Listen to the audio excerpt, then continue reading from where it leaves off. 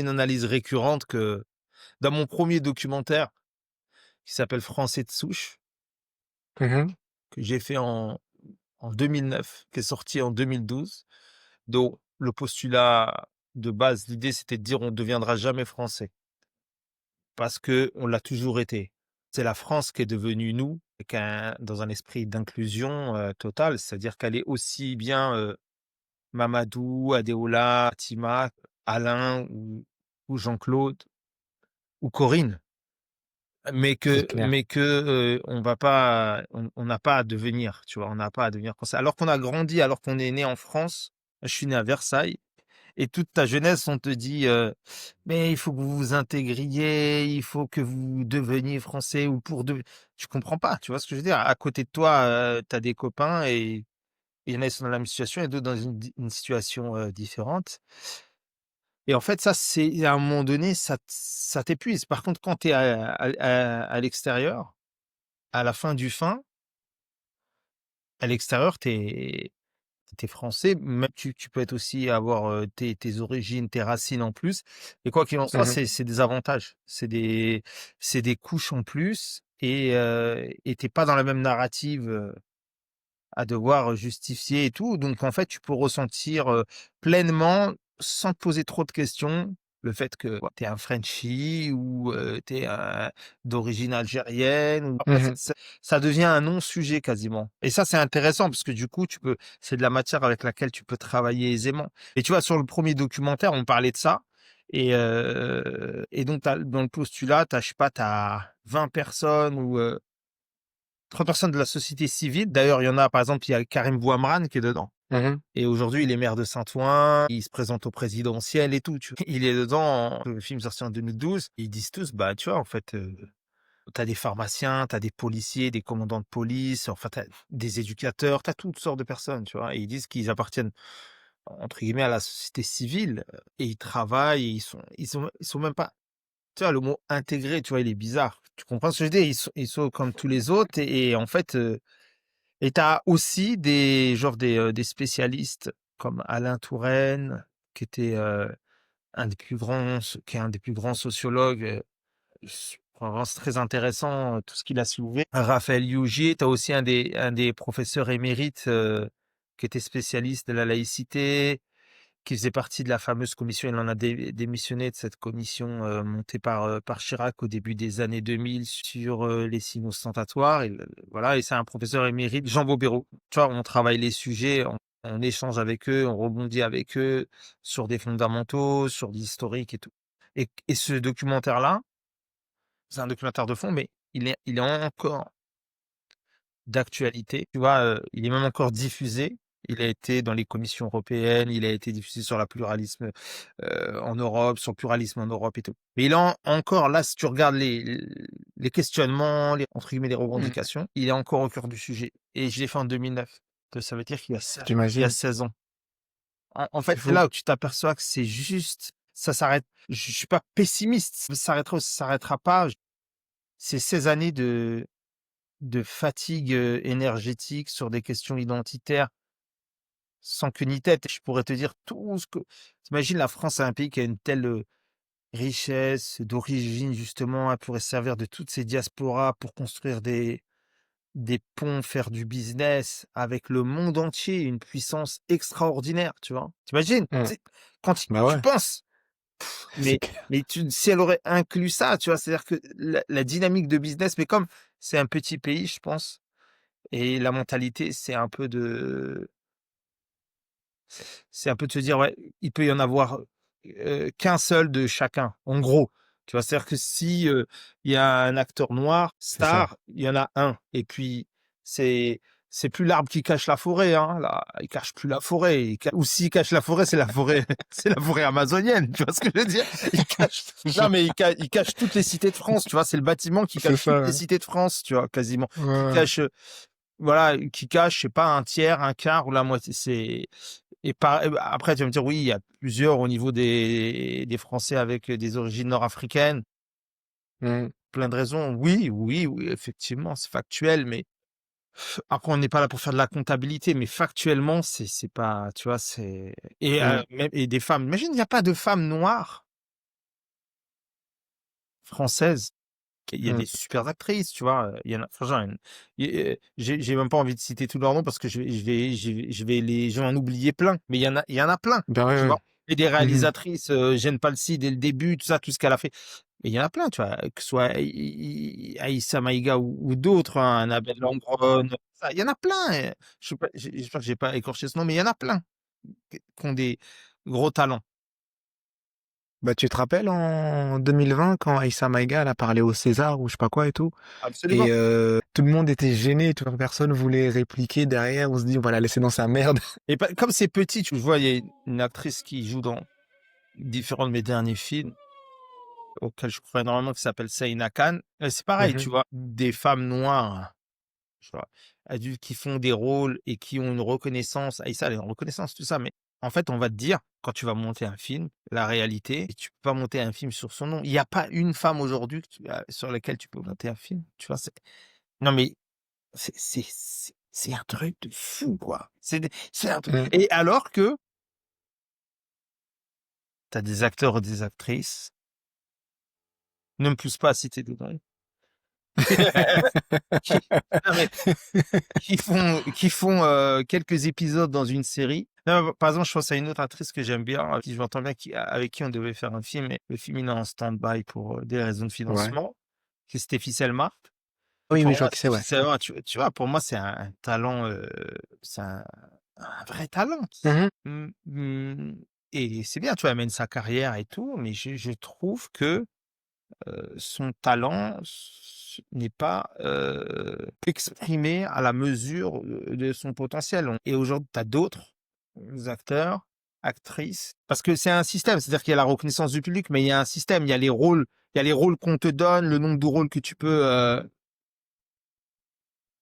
entre guillemets «foirer», et il faut qu'on te donne des possibilités d'accéder à des choses qu'on te mette en avant, et tu vois, dont, l'ensemble de la chaîne de fabrication, du système de distribution, et cetera, sont poussés sous stéroïdes parce qu'on va dire: «Bah, tiens, il correspond, tu vois, il correspond à un nouveau truc, et elle s'appelle, Mmh mh. alors, il y en a des fois c'est mérité, mais le problème c'est moi ça me dérange pas, vas-y, on monte tous sur le ring et on voit qui est, même si c'est pas un sport de combat, mais on part tous, tu vois? On voit qui est vraiment, qui est le plus talentueux, mais Mmh mh. c'est pas le cas. Tu vois? C'est ça qui est embêtant, c'est-à-dire que quelqu'un qui a les mêmes talents que les autres, et une fois, 2 fois, mais quand ça devient systémique, alors quand ça devient, voilà, dans la production, une récurrence incroyable, et tu vois des affiches de films, tu vois?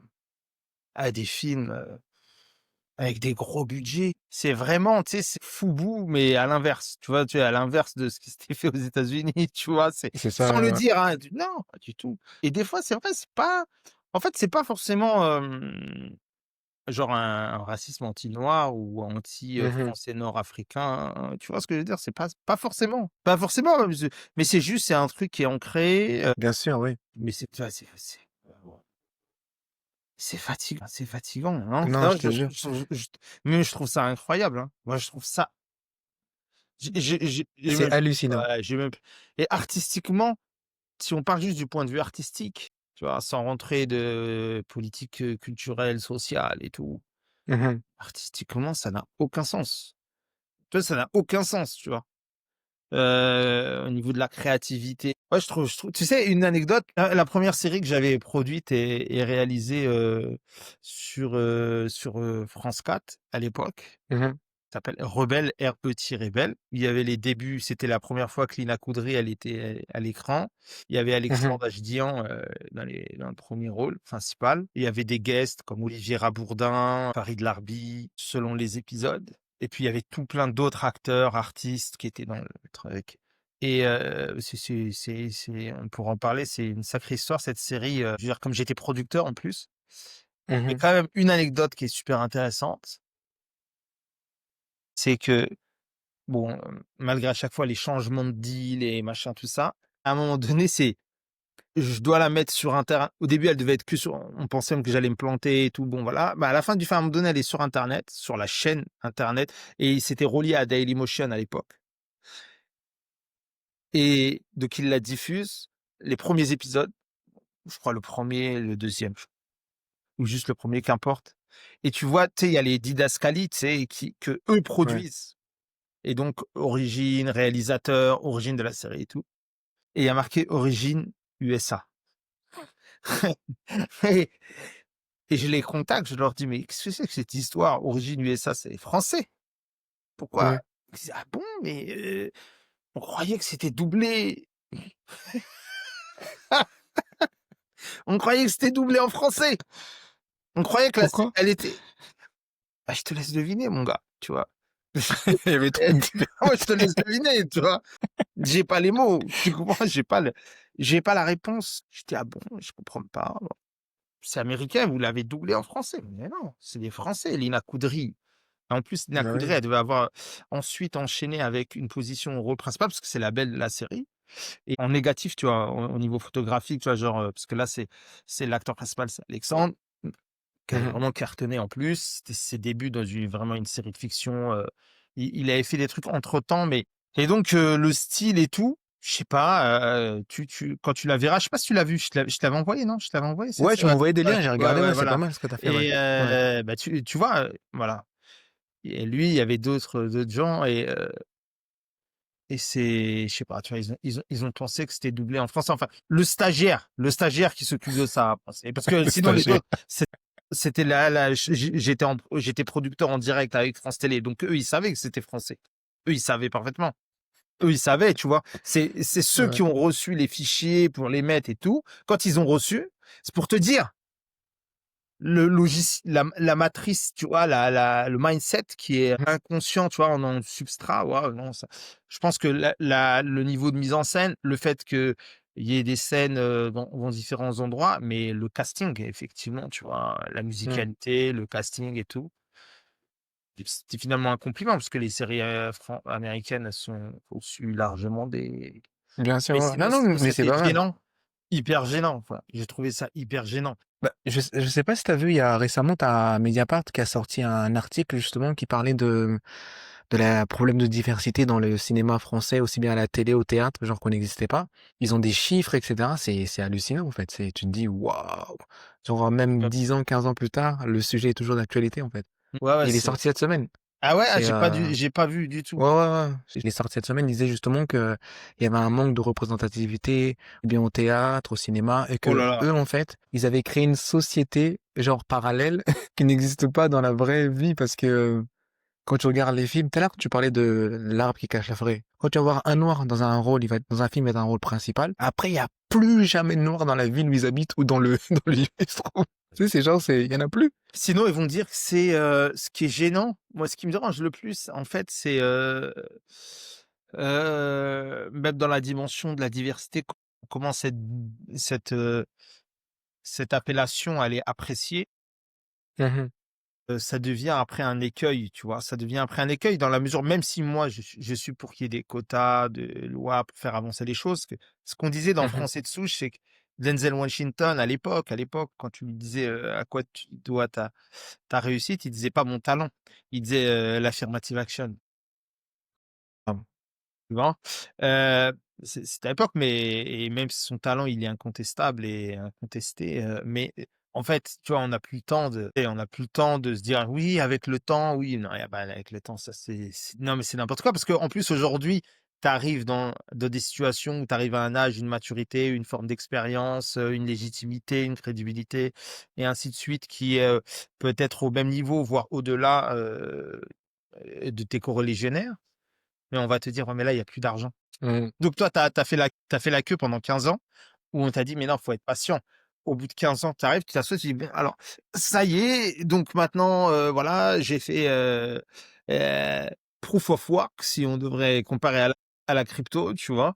On a fait proof of work, machin, ceci, cela. OK. Ah oui, mais là, en termes de budget, maintenant que c'est votre tour, il y a plus d'argent.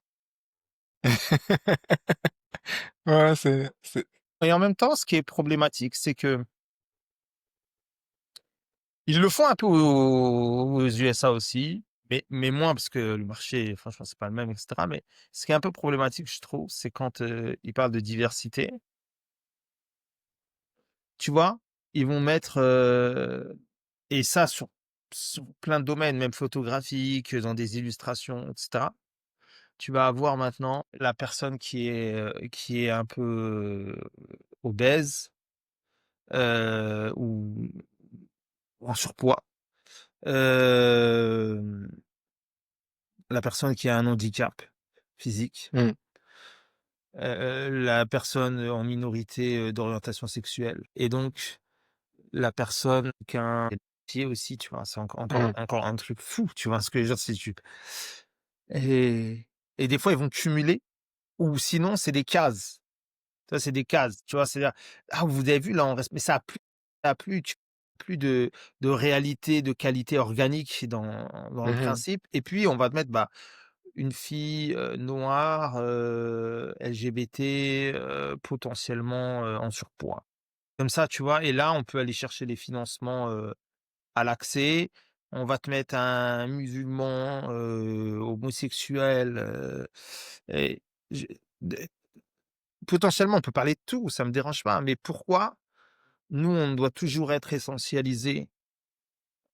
Tu vois? On peut pas avoir une dramaturgie, heu, entre guillemets, c'est-à-dire qu'il y a déjà très peu d'histoires qui partent, d'un tu vois, sur ce postulat de Français avec, cette multiplicité, d'origines et cetera et quand on en parle, c'est tout de suite, on lui met des couches, tu vois ce que je veux dire? Alors, la mère, elle est prostituée, la fille, elle est en mode délinquance et trucs, tu vois? Des tu vois, le pathos, encore un pathos, un truc et comme ça, boum, tu vois, c'est chargé. Non, ça Ouais, je c'est le passé, tu vois? Si tu regardes un film comme John Q, mmh. tu vois, c'est intéressant, tu vois ce que je veux dire? C'est un père de famille, ce que je veux dire, c'est que la drame on va dire: «Oui, mais pourquoi pas le contraire?» Non, mais pourquoi pas? Mais comme il y a très peu d'histoires qui prennent cette forme, Mmh. donnez-nous donnez pas, on va prendre la capacité Mmh. d'être dans quelque chose qui est une réalité Mmh. où on n'est pas essentialisé avec, plein, plein, plein de couches, tu Mmh. vois? Oui,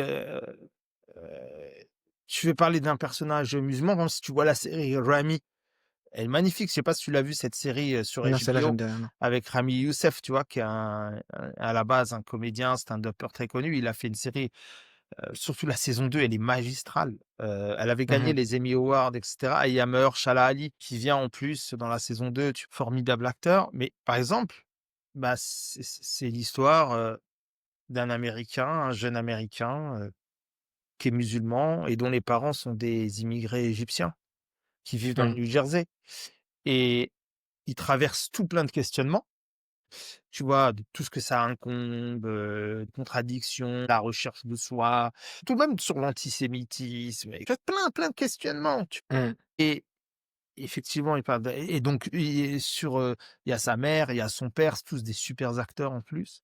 Tout le monde peut s'identifier. Je veux dire, si ce serait un personnage juif ou chrétien, je m'identifierais à lui de la même façon. Je Mmh. je pourrais largement transcrire ses questionnements, sa quête de sens, problématiques aux miennes, tu vois? Mmh. Parce que le traitement, il est pas essentialisé et aujourd'hui, quand on va faire appel à toi sur les questions, de diversité, la problématique c'est souvent, après il y a plein de bonnes volontés, hein. Il y a plein de bonnes j'ai Mmh. rencontré plein de gens de bonne volonté. J'ai rencontré plein de gens qui m'ont mis des bâtons dans les roues, que ce soit France Télévisions ou ailleurs. Mais j'ai rencontré plein de gens de très, très bonne volonté, tu vois? Qui Mmh. sont à l'intérieur et qui se battent en silence mais ce qui est dommage, c'est que c'est très difficile pour eux et en fait, nous, quand on dit: «On va changer le système de l'intérieur», faut prendre le temps. Comme je t'ai dit, tu as le temps de mourir, tu vois ce que je veux dire? C'est là, C'est c'est clair, tu as le temps vraiment, de mourir. c'est non, mais tu vois, Ouais, ouais. mais par contre, tu vois, cette série ou la série Meaux, je sais pas si tu l'as vu la série Meaux Non, sur non, ça Netflix? parle de quoi? Bah, en plus, c'est un des personnages qui est dans la série de Ramy, qu'ils ont développé et ils l'ont développé avec Ah, OK. Ramy. C'est sur l'histoire d'un Américain, d'un jeune Américain à Houston, Texas, qui est palestinien et qui, pour plein de raisons, se trouve, dans une situation de problème, administratif, illégal et tout, tu vois? Et voilà Mmh. et puis et la saison 2 est meilleure que la saison 1. Elle a gagné plein de prix. En plus, il y a le traitement du conflit actuel c'est et si tu veux, encore une fois, on part de là, mais on se sert des questionnements pour des questionnements, éventuellement d'origine, de spiritualité, de religion, pour arriver et arriver à des thématiques et à toucher à l'universel, c'est-à-dire à ce qui correspond à tout le monde, tu vois? C'est comme quand tu parlais de John Q. Tu sais, c'est pareil. Absolument, John Q, en fait, c'était pas juste une famille noire, ça touchait plein de millions d'Américains qui ont pas de couverture sociale. mais évidemment, tu vois? Et en fait, tu vois ce que je veux dire? On n'a pas de c'est oui, le personnage, il est noir, Mmh. et moi, ça me va très bien, tu vois ce que je veux dire? Il est chrétien, en plus, je pense que c'est bien marqué, je pense que c'est souligné un Je peu crois, ouais. qu'il est Mmh. chrétien, tu vois? Et moi, je m'identifie à lui à 200. Pourtant, je suis pas noir et je suis pas Mmh. chrétien, tu Mmh. vois? Mais parce qu'en fait, on n'en fait pas un personnage de dispositif de financement auquel, en fait, on n'est pas attaché, mais on essaie de correspondre à des cases et puis quand on montre, je te dis, on voit. Mmh. Si on parle d'un personnage qui est en situation de handicap, parlons-en, mais n'en parlons pas comme un Mmh. faire-valoir. Ouais, Et ouais, là, je vois, maintenant, ouais. c'est la politique du faire-valoir, tu vois? Mmh mh, mmh. Donc après, bon, on Ouais, peut non, se non. plaindre ou agir, quoi, mais non, mais Exactement. c'est vrai, Bah, ouais. mais en fait, il faut aussi des fois, faut pas se plaindre. C'est pas question de se plaindre aussi, il faut Mmh. aussi, c'est Non, faut agir. important, partager, de livrer son analyse, sa Mmh. critique, tu vois? Et puis en plus, en tant que Français, de l'esprit critique de Condorcet, d'ailleurs, c'est ce qu'on Mmh. parle dans le documentaire de Français de Souche, tu vois? Ouais. Donc on a on a on a l'esprit critique, de Condorcet, on n'est pas attaché à celui de Robespierre et c'est non, mais ça va très bien, en fait. Tu vois? Parce Ouais, que des ça va fois, très on bien. culpabilise à se plaindre. Après, on n'est pas là à se plaindre parce que tout Mmh. va, tu vois? Je pense qu'on agit, dans le concret et on continue, mais force est de constater que des fois, il y a un moment donné, il y en a marre de prendre les gens pour des imbéciles, quoi. C'est vraiment, C'est clair. et tu sais quoi? Il y a les Mais acteurs, il y a ceux qui sont devant. Mais moi, je sais parce qu'en plus, je produis, quasiment je produis ou je coproduis, les créations que je concrétise et dans les mmh. équipes techniques. Ouais, je sais, ça fait bizarre, hein. Mais moi, fallait venir sur mes tournages, hein. Les jeunes nous ont dit: «Mais c'est un truc de fou, on n'a jamais vu ça». Jamais vu quoi? Mais jamais vu autant, ouais frère, tu vois? Ça On devrait être ça normalement. ouais, ça doit être ça. Après la problématique, c'est il va y avoir moins de techniciens aguerris Mmh. mais bon, mon premier chef op, sur mon premier long métrage Jungle Jihad, il s'appelle Mmh. Hamida Belgarbi et voilà et après je me rappelle, tu vois, fallait voir notre équipe, hein, c'était une équipe, française, Heu, pluriculturel, ça nous a tellement enrichis et je pense qu'aussi c'est une des raisons pour laquelle on a réussi à performer de la sorte et nous, on le fait, c'est dans l'ADN.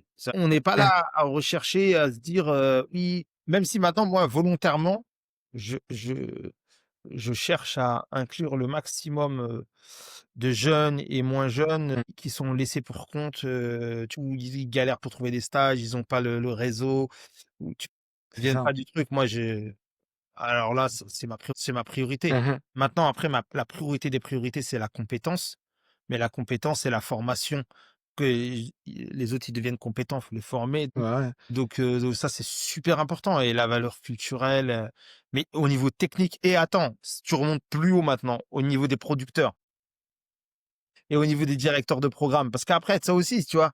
Oui, il y a pas assez de noirs à la télé ou il y a pas assez, mais à un moment donné, on veut qu'il y ait plus de directeurs de programme, plus de conseillers de programme. On sait où est le pouvoir. Mmh. Tu vois?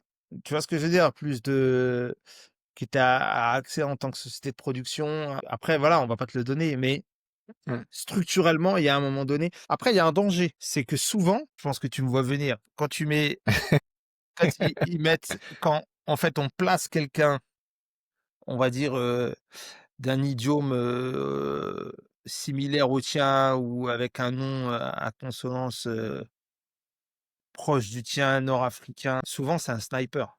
Dès qu'il te voit arriver, il a fermé la porte à triple tour, tu vois ce que je veux dire? Parce qu'en fait, Je vois. l'axe c'est si lui il monte, moi je descends. On peut être que un. Exactement. Il peut y en Mmh. avoir qu'un et Un seul ça survivra. voilà et en fait ça c'est tu vois? En fait ça c'est un truc mais ça ça, c'est un substrat, je pense, dans plein de trucs et de l'état d'esprit colonial, tu vois? Ce qui a été Mmh. inculqué et comme la France est petite, en termes, en densité quoi, en espace géographique, je pense que c ça, c'est un truc de fou, hein. Je me rappelle d'avoir parlé Mmh. avec quelqu'un qui était, à l'époque dans un très gros studio en France, très gros studio de production, très, très gros studio de production Mmh. et moi j'avais un long métrage qui était en discussion, qu'ils aient pas financé et c'était il y a je te dis ça, c'était il y a c ouais, vers 2013 comme ça, hein. Donc ça remonte, mais c'est toujours efficient et il me disait: «Détrompe-toi Nadir, heu, ceux qui te mettent des bâtons dans les roues, c'est pas forcément ceux que tu crois, c'est plus souvent ceux de chez toi», sous-entendu, tu Bien sûr. vois, originaire, de la périphérie de Paris, de la banlieue parisienne, avec un nom à consonance nord-africaine, tu vois? Il me dit: «C'est ils sont rentrés, ils ont fermé la porte». C'est clair. Tu vois? Et ils laissent passer au compte-gouttes, tu vois? C'est un peu le tu vois? C'est un peu comme dans La Haine, c'est le videur, et l'autre il dit: «Mais ça fait 30 ou 15 ans qu'il nous voit, il nous connaît, il nous laisse pas rentrer». Je sais pas si tu te souviens de cette scène dans La Ouais, Haine, ouais, tu sais? c'est genre, ouais, Et ouais, ouais. après, tu sais, il pète les plombs, il revient avec un grenade, il tire dessus. Parce que, tu sais, il est frustré du fait que Normal. c'est son miroir et qui lui renvoie cette image-là, même si on va pas se battre parce qu'on ne laisse pas rentrer en boîte de nuit. C'était les moulins à vent des années C'est clair, 90. ouais. Mais tu vois, le parallèle, ouais, il est Mais intéressant. tu sais, on est déjà rentré un peu dans le cours du podcast, donc continuons. Ouais, ouais. Si tu nous disais, toi, comment en fait ça a commencé pour toi, comment t'es rentré dans le milieu, tout ça et tout, en fait? Je sais pas si je suis vraiment rentré dans le milieu à un moment ou à un autre. Ou j'ai un pied vraiment, entre guillemets, on peut dire, dans le milieu, et j'ai un D'accord. pied dans l'indépendance pure, dans mon milieu à moi, tu Mmh. vois. Et je pense que c'est comme ça que je réussis à exister. Parce que, j'ai failli mettre plusieurs fois les 2 pieds dans le milieu. Je crois que j'aurais pu finir cul-de-jatte, tu vois? Donc concrètement, moi, j'ai toujours été dans la création. Tu sais, même, en étant ado et tout, c'était un viatique, quoi. C'est quelque chose qui était là, l'écriture, la musique, la création. Avant, c'était beaucoup plus dur de réaliser, donc c'était inaccessible dans les années 90. Mmh. Et j'ai commencé à réaliser mon premier court métrage en 2001, en empruntant une caméra, 8 millimètres, tu sais, à la tante de mon meilleur ami, et on avait à chaque fois un couvre-feu. Il fallait la rendre, il fallait la rendre à avant minuit. D'ailleurs, pensez à elle, paix à son âme, parce que c'est Tata, elle est partie, mais donc elle m'a prêté sa caméra et on a tourné un premier court métrage sans tu sais, pas de question de financement et tout, hein, tu vois? Le financement, c'était toi, l'argent que tu avais fait en intérim, tu vois? Hein, et puis tu y allais, donc il m'est arrivé 1000 péripéties. On s'était fait courser par la police parce qu'on n'avait pas les autorisations de tourner à Paris. On s'est fait confisquer la caméra par des CRS, c'est des trucs, ah ouais, c'était incroyable cette histoire. Premier début de formation, j'avais eu un prix lauréat du défi jeune à cet égard, et parallèlement, j'avais poursuivi des études qui ont rien à voir et du coup qui nourrissaient plutôt ma réflexion, personnelle et mon éducation, intellectuelle, au niveau universitaire. Et à un moment donné, j'ai lancé différentes choses en tant qu'entrepreneur, producteur et réalisateur. Ma base, ça reste la création, mais après j'ai toujours, une dynamique d'entrepreneur. Et j'avais lancé une télé connectée, en 2008, 2009, 2010, où il y a eu franchement, il y a plusieurs centaines de personnes qui sont passées et qui sont maintenant officiales, tu vois? Et que je connais bien, notamment, bah, Karim. Après, j'avais réalisé à partir de là déjà, tu vois, il y avait des gens tu vois, qui s'interrogeaient, tu vois? J'avais des connexions, mais moi, j'y allais Mmh. honnêtement, j'y allais vraiment par impulsion entrepreneuriale et en tant qu'artiste. Tu vois? Je voulais faire des choses, j'avais besoin d'exprimer des choses. Après, j'ai réalisé des courts-métrages j'ai réalisé 9 courts-métrages, il me semble, vers 2008, qui mélangeaient la danse, le sport avec, des philosophies, sportives, tu vois? Des sentences de Jordan, des paroles de Bruce Lee, qu'on mettait en scène à travers, le sport et la danse dans un univers de danse hip-hop.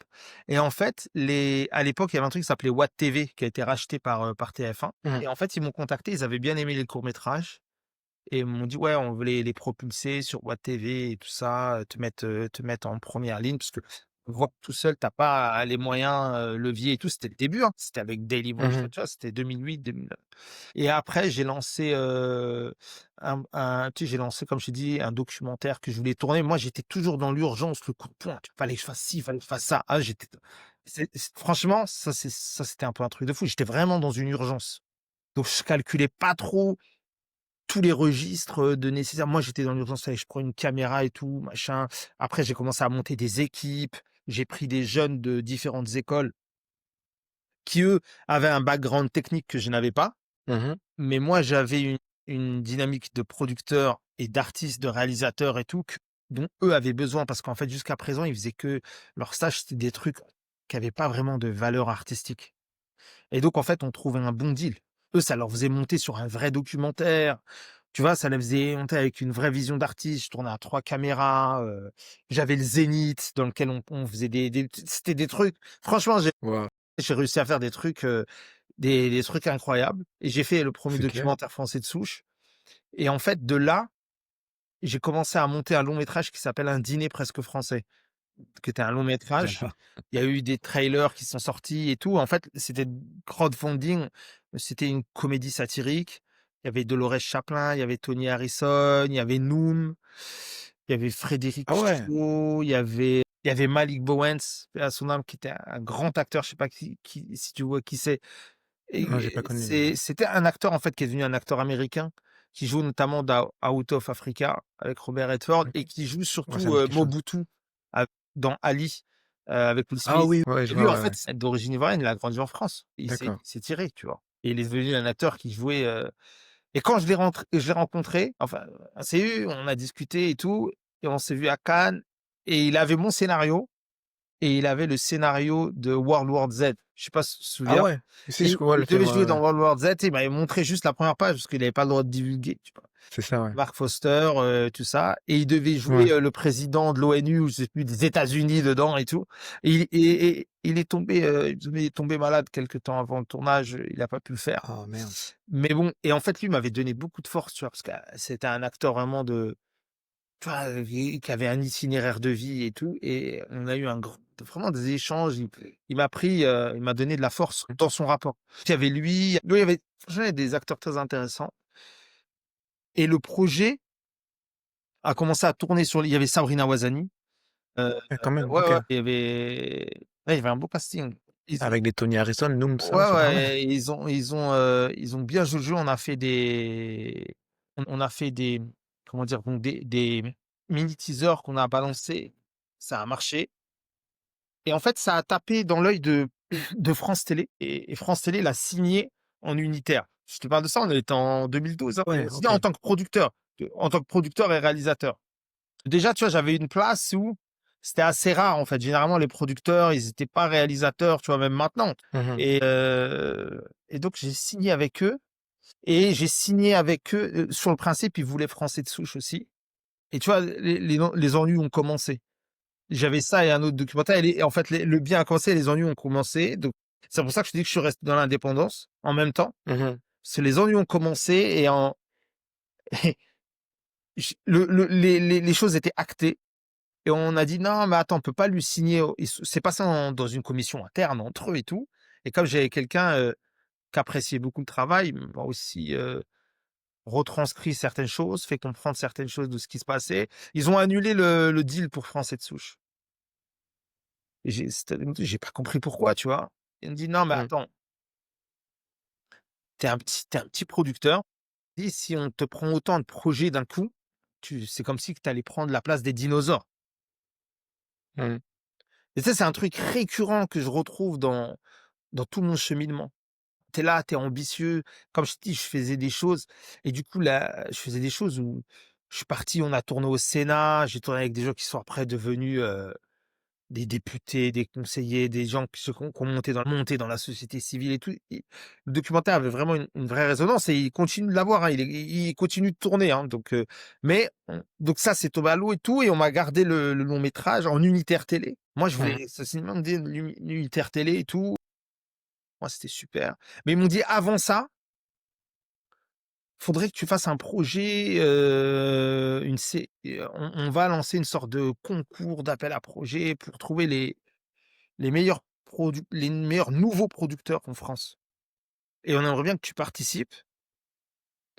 Si tu proposes un bon projet, on te le sélectionne, on te le cofinance et on va voir déjà par rapport aux autres, en termes de compétition, si tu tiens la route et tout et si tu fais bien ça, l'unitaire, il rentre en production». OK. Donc tu vois, là, le katana, il est sorti, tu vois? On attend juste, le type de choses, auxquelles il faut concourir et on y va à fond et on a un mois pour créer, tu sais, une mini bible et cetera et tout Mmh. et moi, à cette époque, je dis: «Ouais, moi, j'ai envie de travailler en groupe d'auteurs en mode showrunner». On est en 2012. Arrête tes trucs, ça, c'est des trucs des Américains. Maintenant, ils font des masterclass pour expliquer qu'il faut travailler en mode Bien sûr, showrunner et tout. c'est ça, ouais. Quand toi, tu ramènes quelque chose, ils s'emparent pas du truc, tu vois? Boum, tu vois ce que je veux dire? Ça rejette direct, tu vois? Et après, il faut, 7 années de masterclass, de ceci, de créer des machins et tout et après, maintenant, c'est le contraire. Maintenant, c'est, ça qu'il faut faire et viens, on va t'apprendre comment le faire. Mais non, ça marche pas comme ça, tu vois? Et donc on crée ça. On est plusieurs producteurs. Moi, je faisais partie à l'époque, d'un truc qu'on avait co-monté à plusieurs, la Fédération des jeunes producteurs indépendants, quelques années et puis après, j'ai suivi ma voie, mais c'était une force qu'on essayait de mener à l'époque quand on était des vraiment, tu vois, des jeunes rookies, même si, moi je me prétends pas, tu vois? Je suis toujours, moi j'essaie toujours Mmh. de me remettre en challenge et tout, tu vois? Mais on était vraiment au tout début, tu vois? Quand je pars donc il y avait plein de producteurs là et on y va et en fait, je crée le projet Rebelle qui est le seul qui remporte en fait le truc. Évidemment, en fait, je le sais pas, mais il y a plein de gens, qui sont pas contents, dans la compétition, tu vois? Pourtant le projet, je l'ai reçu parce qu'il était excellent, tu vois? J'avais pas de piston, j'avais aucun Mmh mh. piston. J'avais au faisais juste les trucs, je me mettais hyper en danger financièrement, hyper à risque de partout. En termes d'énergie, je travaillais, vraiment, et je continue comme ça, mais maintenant avec la maturité, j'apprends à trouver un Mmh. équilibre, tu vois? Mais à l'époque, je travaillais comme un fou, honnêtement, tu vois? Je travaillais comme un fou, je pouvais et en fait, on remporte le projet, mais le début des ennuis n'est pas terminé, tu vois?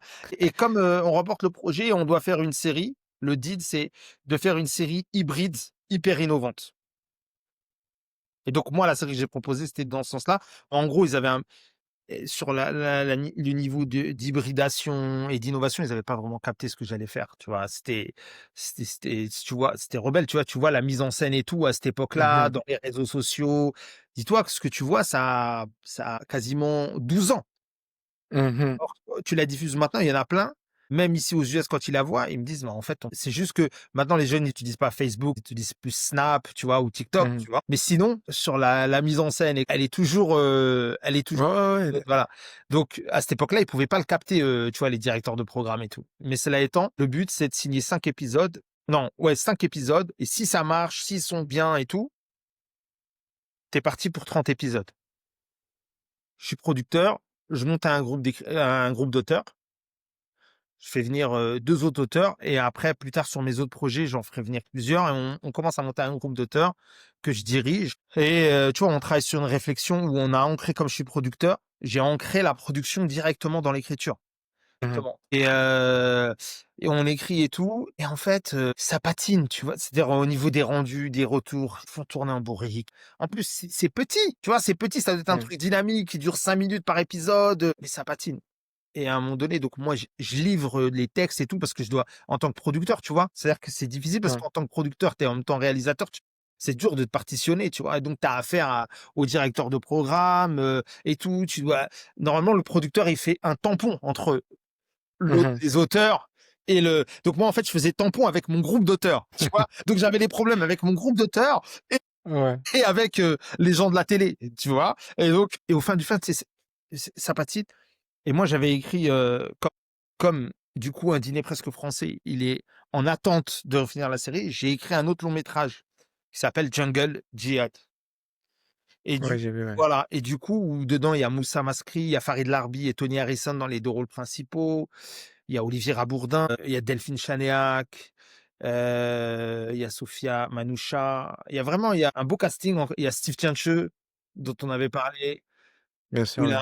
pour une fois qu'il a un rôle aussi prépondérant en long métrage. Tu vois, il avait fait une apparition dans le film de Rachid Djaïdani avant, et il a assuré. Il y a Jimmy Jean-Louis, il y a Jean-Luc Guizot. Et bon, bref, je fais ça, on le coproduit avec plusieurs amis producteurs qui sont dans la même dynamique, ça, Sébastien Repeko. On le coproduit, on le cofinance, et parallèlement, ça me saoulait, quoi, ça prenait trop de temps l'autre, tu vois? Et je pensais que mon long métrage, il serait sorti 9 mois plus tard. Il va sortir en réalité 7 ans plus tard. Ouais, Tu carrément. vois? Et en fait, donc je finis ça, je suis claqué, et là, à un moment donné, Rebelle se met à réavancer, ça se réenclenche. Ouais. Je commence à tourner un épisode, et en fait, je comprends, tourne un épisode qui, eux, ils pensent que ce que je vais faire, c'est bidon, et que en fait, tu vois, je suis là pour le quota, pour dire: «Bah, voilà, on a essayé, mais la preuve, en fait, c'est pas Mmh. ça». Je comprends plus ou moins, parce que en fait, je fais une première réunion de production, tu sais, ils me disent. En fait, ils m'ont fait plein injonctions de refaire des textes, plein de fois. Et à un moment donné, ils m'ont fait cette injonction, alors que même sur le casting et tout, tu vois, j'ai casté Alexandre, contre vents et marées. Lina Coudry, pareil. Eux, ils me demandent: «Non, mais vous êtes sûr? Mais on le connaît pas». Mais j'ai dit: «Attendez, Mmh. on a avancé sur l'écriture, ça y est. Je peux pas revenir à chaque fois, mon groupe d'auteurs, on va pas travailler gratuit pendant 10 ans, en fait, tu vois? Mmh. C'était payé, c'était trop petit». Et donc à un Mmh. moment donné, j'ai dit: «Non», j'ai sorti les textes de loi, j'ai tout, et du coup, à Mmh. l'intérieur de France Télé, ils m'appelaient le rebelle, et du coup, ils se sont dit: «On va se le faire». Je vais au à la réunion pour leur pré et ils me disent: «Ouais, faut que tu nous viennes nous montrer, les premiers rushs». Mmh. 1er rush, hein, tu vois? Il y a des fonds verts, il y a des trucs et tout, et voilà, je fais la bise: «Ça va et tout, ça va le rebelle? Ça va le rebelle? Vas-y, assis-toi». Et là, moi, j'étais assez confiant, mais j'ai senti que, et là, je leur montre, on est dans les bureaux de France Télé, et là, je leur montre, et c'est un silence. C'est un silence. Et ils se regardent entre eux, ils disent rien. Ils savent, en fait, je vois qu'ils avaient préparé quelque chose pour me dire: «Nadir, on va stopper». Tu vois? Ouais, je Imagine vois. la gamberge, tu vois? Parce qu'ils Mmh. allaient, en fait, ils se sont dit ce qu'ils m'avaient dit une fois, tu sais, qu'on a signé un dîner plus français, ils m'ont dit: «Eh, on peut pas te donner plusieurs centaines de milliers d'euros alors qu'on ne te connaît pas en tant que producteur. On ne sait pas ce que tu vas faire avec Mmh. l'argent. On n'a pas en Tu pas encore la crédibilité, tu vois, l'assurance que Mmh. tu vas pas foutre en l'air le budget». Ce que je peux comprendre, hein, tu vois? Ce que je peux comprendre. Normal, ouais. Et donc là, je vois, et là, ils me disent: «OK, écoute, ça a l'air super, écoute, bah, vas-y, feu vert, tu peux continuer». Et en fait, c'est quoi, là, j'en avais tourné, en fait, j'avais un deal de 5, Mmh. et pour te dire, hein, quand je m'étais rebellé et tout ça, il m'avait dit: «Bah, tu sais quoi? Fort qu'on teste, tu vas en faire que 2, et si ça OK, ouais. passe», ils avaient fait un avenant: «Tu en feras 3 autres». Donc tu sais, ils Mmh. cassaient mon budget, parce que moi, j'avais une économie d'échelle. Et quand ils ont vu ça, ils m'ont dit: «Eh bah, tu sais quoi? Vas-y, feu vert pour les 3 autres, et si c'est bien, on te fera un avenant, et tu seras diffusé aussi à l'antenne. Mais il faut que ce soit vraiment bien». Oh waouh, cool. Ils étaient choqués. Non, mais J'imagine. c'était quoi la mentalité de Michael Jordan? Tu vois comment on a grandi? Ouais, ouais, ouais, c'est clair. Tu vois le côté compétition: «Ah ouais, tu m'as fait ça? Bien sûr, ouais. Bah, ouais, Ouais, ouais. attends, je reviens. Voilà ce que j'ai fait. Match retour, je reviens». La mentalité, Mike Tyson, Mohamed Ali, tu vois? «Ah C'est ouais, ça. Rocky, l'œil du tigre». Tu vois, nous, on est dans un truc. Ouais, on est Ouais, dans ce ah monde-là. non, on n'est pas, tu vois, quand Clubberlang, il l'a mis, il revient plus fort que jamais. L'autre, il s'attend pas, tu Mmh. vois? «Ah OK». Et là, on était revenus, c'était, tu vois, eux, ils pensaient, j'ai compris qu'ils pensaient que j'allais tourner dans mon quartier avec 3 copains, un plan fixe, C'est ça. et je te jure, hein, en fait, on me l'a dit en off. Tu vois, OK. en off, c'était, nous, limite, on pensait que tu allais tourner, tu allais prendre l'argent. Alors que moi, l'argent, j'ai pris tout l'argent. plus toute mon énergie, Mmh. plus et je l'ai mis à l'écran Bien sûr. et j'ai pas calculé, et en fait, j'ai tourné et là, du coup, quand ils m'ont dit ça, là, je suis reparti, en mode Rambo. J'ai Bah, dit: ouais, «Les c'est 3 clair. autres» et comme je t'ai dit, je gardais un pied en dehors du système et comme Ouais. Jungle Jihad maintenant, il patinait, j'étais en train de monter une pièce de théâtre sur Tupac avec l'influence que Shakespeare a eue sur lui. Mmh. Et je devais partir aux États-Unis pour filmer, parce que la pièce théâtre, c'est théâtre et art croisé. Il y avait de la musique, du Mmh. beatbox, de la danse, du show live, théâtre, des danseurs, du beatbox, du violon et de la projection vidéo. Mmh. Et je devais partir aux États-Unis pour tourner ces images-là. Je suis allé à Crenshaw, je suis allé à l'école d'art de Baltimore où il était, dans les rues de Baltimore où il a vécu, différents endroits à New York, à Harlem, tous ces endroits-là, et qui étaient projetés des vraies images. J'avais pas d'IA à cette époque. On est en 2013, hein, 2014, hein, tu vois. Mmh. Donc, je projette tout. Et là, je me dis, je dois faire ci, je dois faire ça. J'appelle Alexandre. Je dis, Alexandre, son agent, il me cassait la tête. Je dis, je parle pas avec ton agent. Je parle avec toi direct. Tu veux aller aux États-Unis, loger, nourri. En fait, moi, je restais 3 semaines, mais Ouais. je voulais pas lui prendre beaucoup de temps.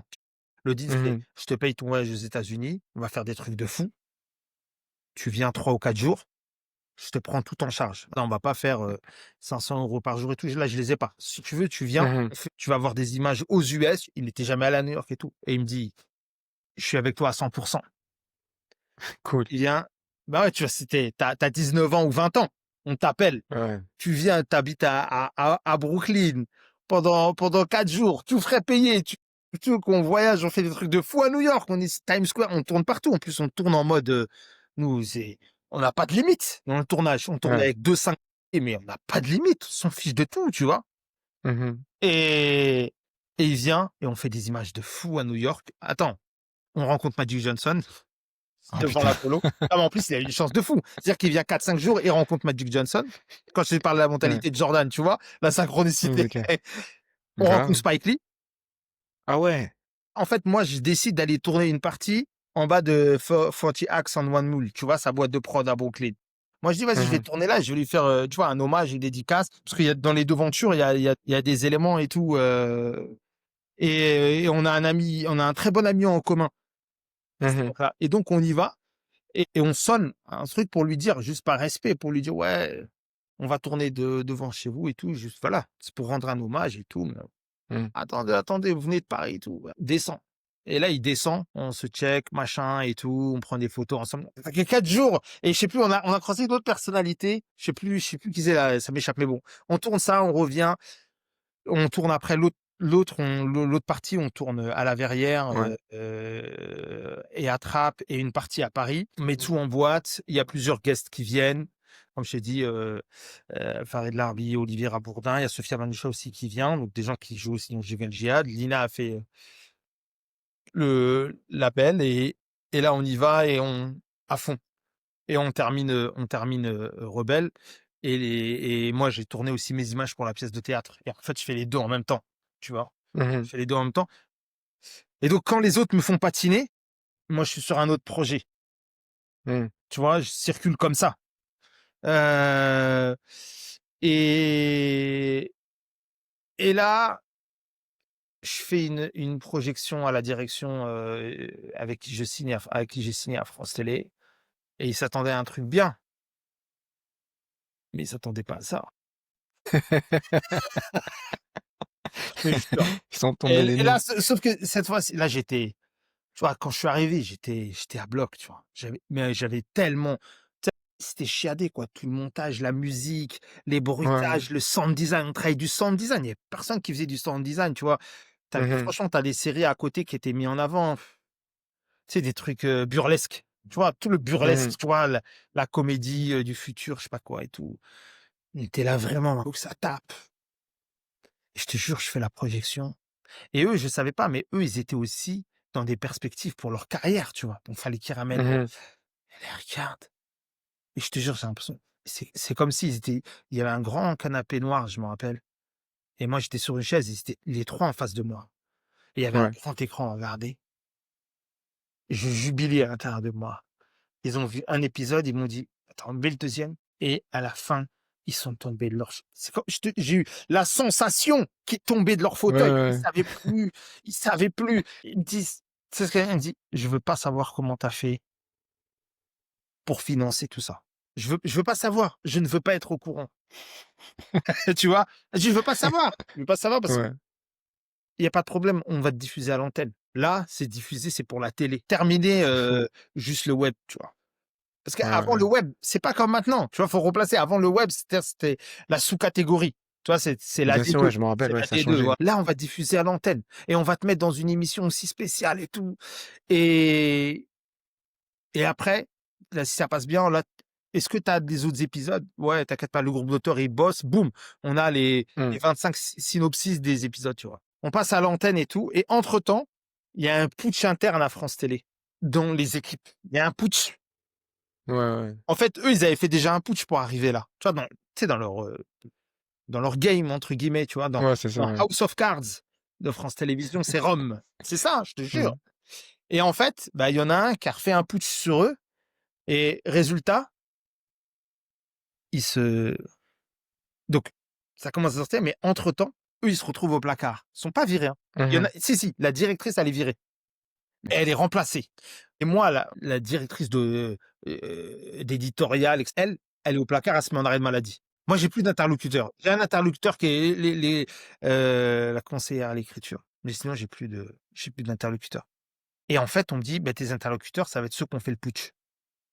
C'est les gens je sais plus comment ils s'appellent, enfin, c'était avec toute l'histoire avec Studio 4, France 4, Ouais, c'est ça. Nouvelle Écriture, tout ça, tu vois? Mais moi, franchement, j'étais naïf, tu vois? Super, en fait, super, allons-y. Je les vois, ils voient le niveau de la série. À un moment donné, il faut pas faire de fausse humilité. On est meilleur que les autres. La Mmh. série est meilleure que les autres. En point de vue mise en scène, en point de vue narration. Après, la série, elle est pas parfaite. Elle est pas du tout parfaite. Tu pouvais l'améliorer, on a fait ça avec 3 francs 6 sous, un début d'expérience. Tu vois? Et donc on avait une marge de progression. Comme aujourd'hui, j'ai toujours une Mmh. marge de progression. Tu vois ce que je veux dire? On est loin. Tu vois, moi, tu me mets des séries, je te parlais de plein de séries, tu vois, des séries magistrales, tu vois? Mais nous, on travaille very, very, very low budget, tu vois? Donc par rapport à ça, et la série était meilleure factuellement, tu vois? Et là, on te dit: «Ouais, c'est vrai, tu as le contrat et tout», ce sont des réticences, tu vois? Mmh. Mais écoute, ouais, ouais, c'est vrai, elle a été diffusée à la télé, c'est vrai et tout, mais il y a les 3 autres épisodes qui sont pas encore diffusés. Mais écoute, si tu mais ouais, mais sur votre site, faut la mettre en avant parce que là, je vois que vous voulez pas. Non, mais écoute, ce qu'on va faire avant de diffuser tout le reste à la télé, il faut qu'on te le diffuse sur le web et pour te signer les 20 autres épisodes, il faut qu'on voit si tu vas faire des bons chiffres. Mmh. Je dis: «OK, vas-y, jouons le jeu». Sors, on a les meilleurs chiffres. C'est là où ils mettent origine USA. On a les meilleurs c'est factuel et je reviens Ouais, les je vois. voir, quelques semaines plus tard, je leur dis: «Bah, alors, c'est cool, ça cartonne». «Ouais, ouais, ça cartonne, du coup, je vois, ils sont gênés, tu sais, de l'incohérence.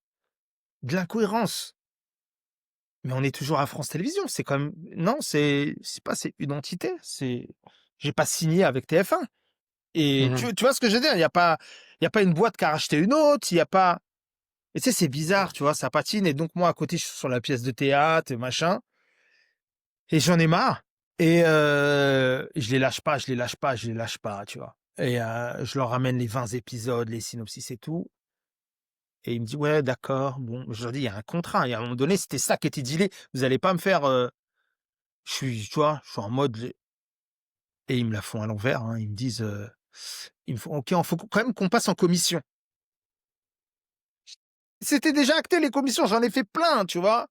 Avant la commission, vous m'avez dit: «Il faut que ça marche, il faut que ceci, il faut qu'il y ait des bons retours». Bon, OK, commission, retour de commission. Je crois que je l'ai encore le mail. En fait, on va pas développer la série parce que, heu, l'humour est trop recherché. Les jeux de mots sont trop riches. Et dis-toi qu'une de ces OK. personnes qui dit, à l'époque, elle était tout en bas, mais tu as maintenant, ils sont celui-là qui est tout en haut, après il s'est fait virer aussi, mais qu'importe, ils ont fait la pluie, le beau temps et tu en as parmi eux qui sont, dans les commissions, du CNC, hein. Tu vois? Ceux qui t'expliquent, ceci, cela, donc tout ce petit jeu. Je dis: «Attendez, c'est une blague ou quoi? C'est quoi ce» donc je fais un Bah, ouais. rendez-vous, je me rappelle, sur une table ronde, on est juste tous les 2. Je dis: «C'est bizarre, normalement déjà, on va avoir plus de monde», tu vois?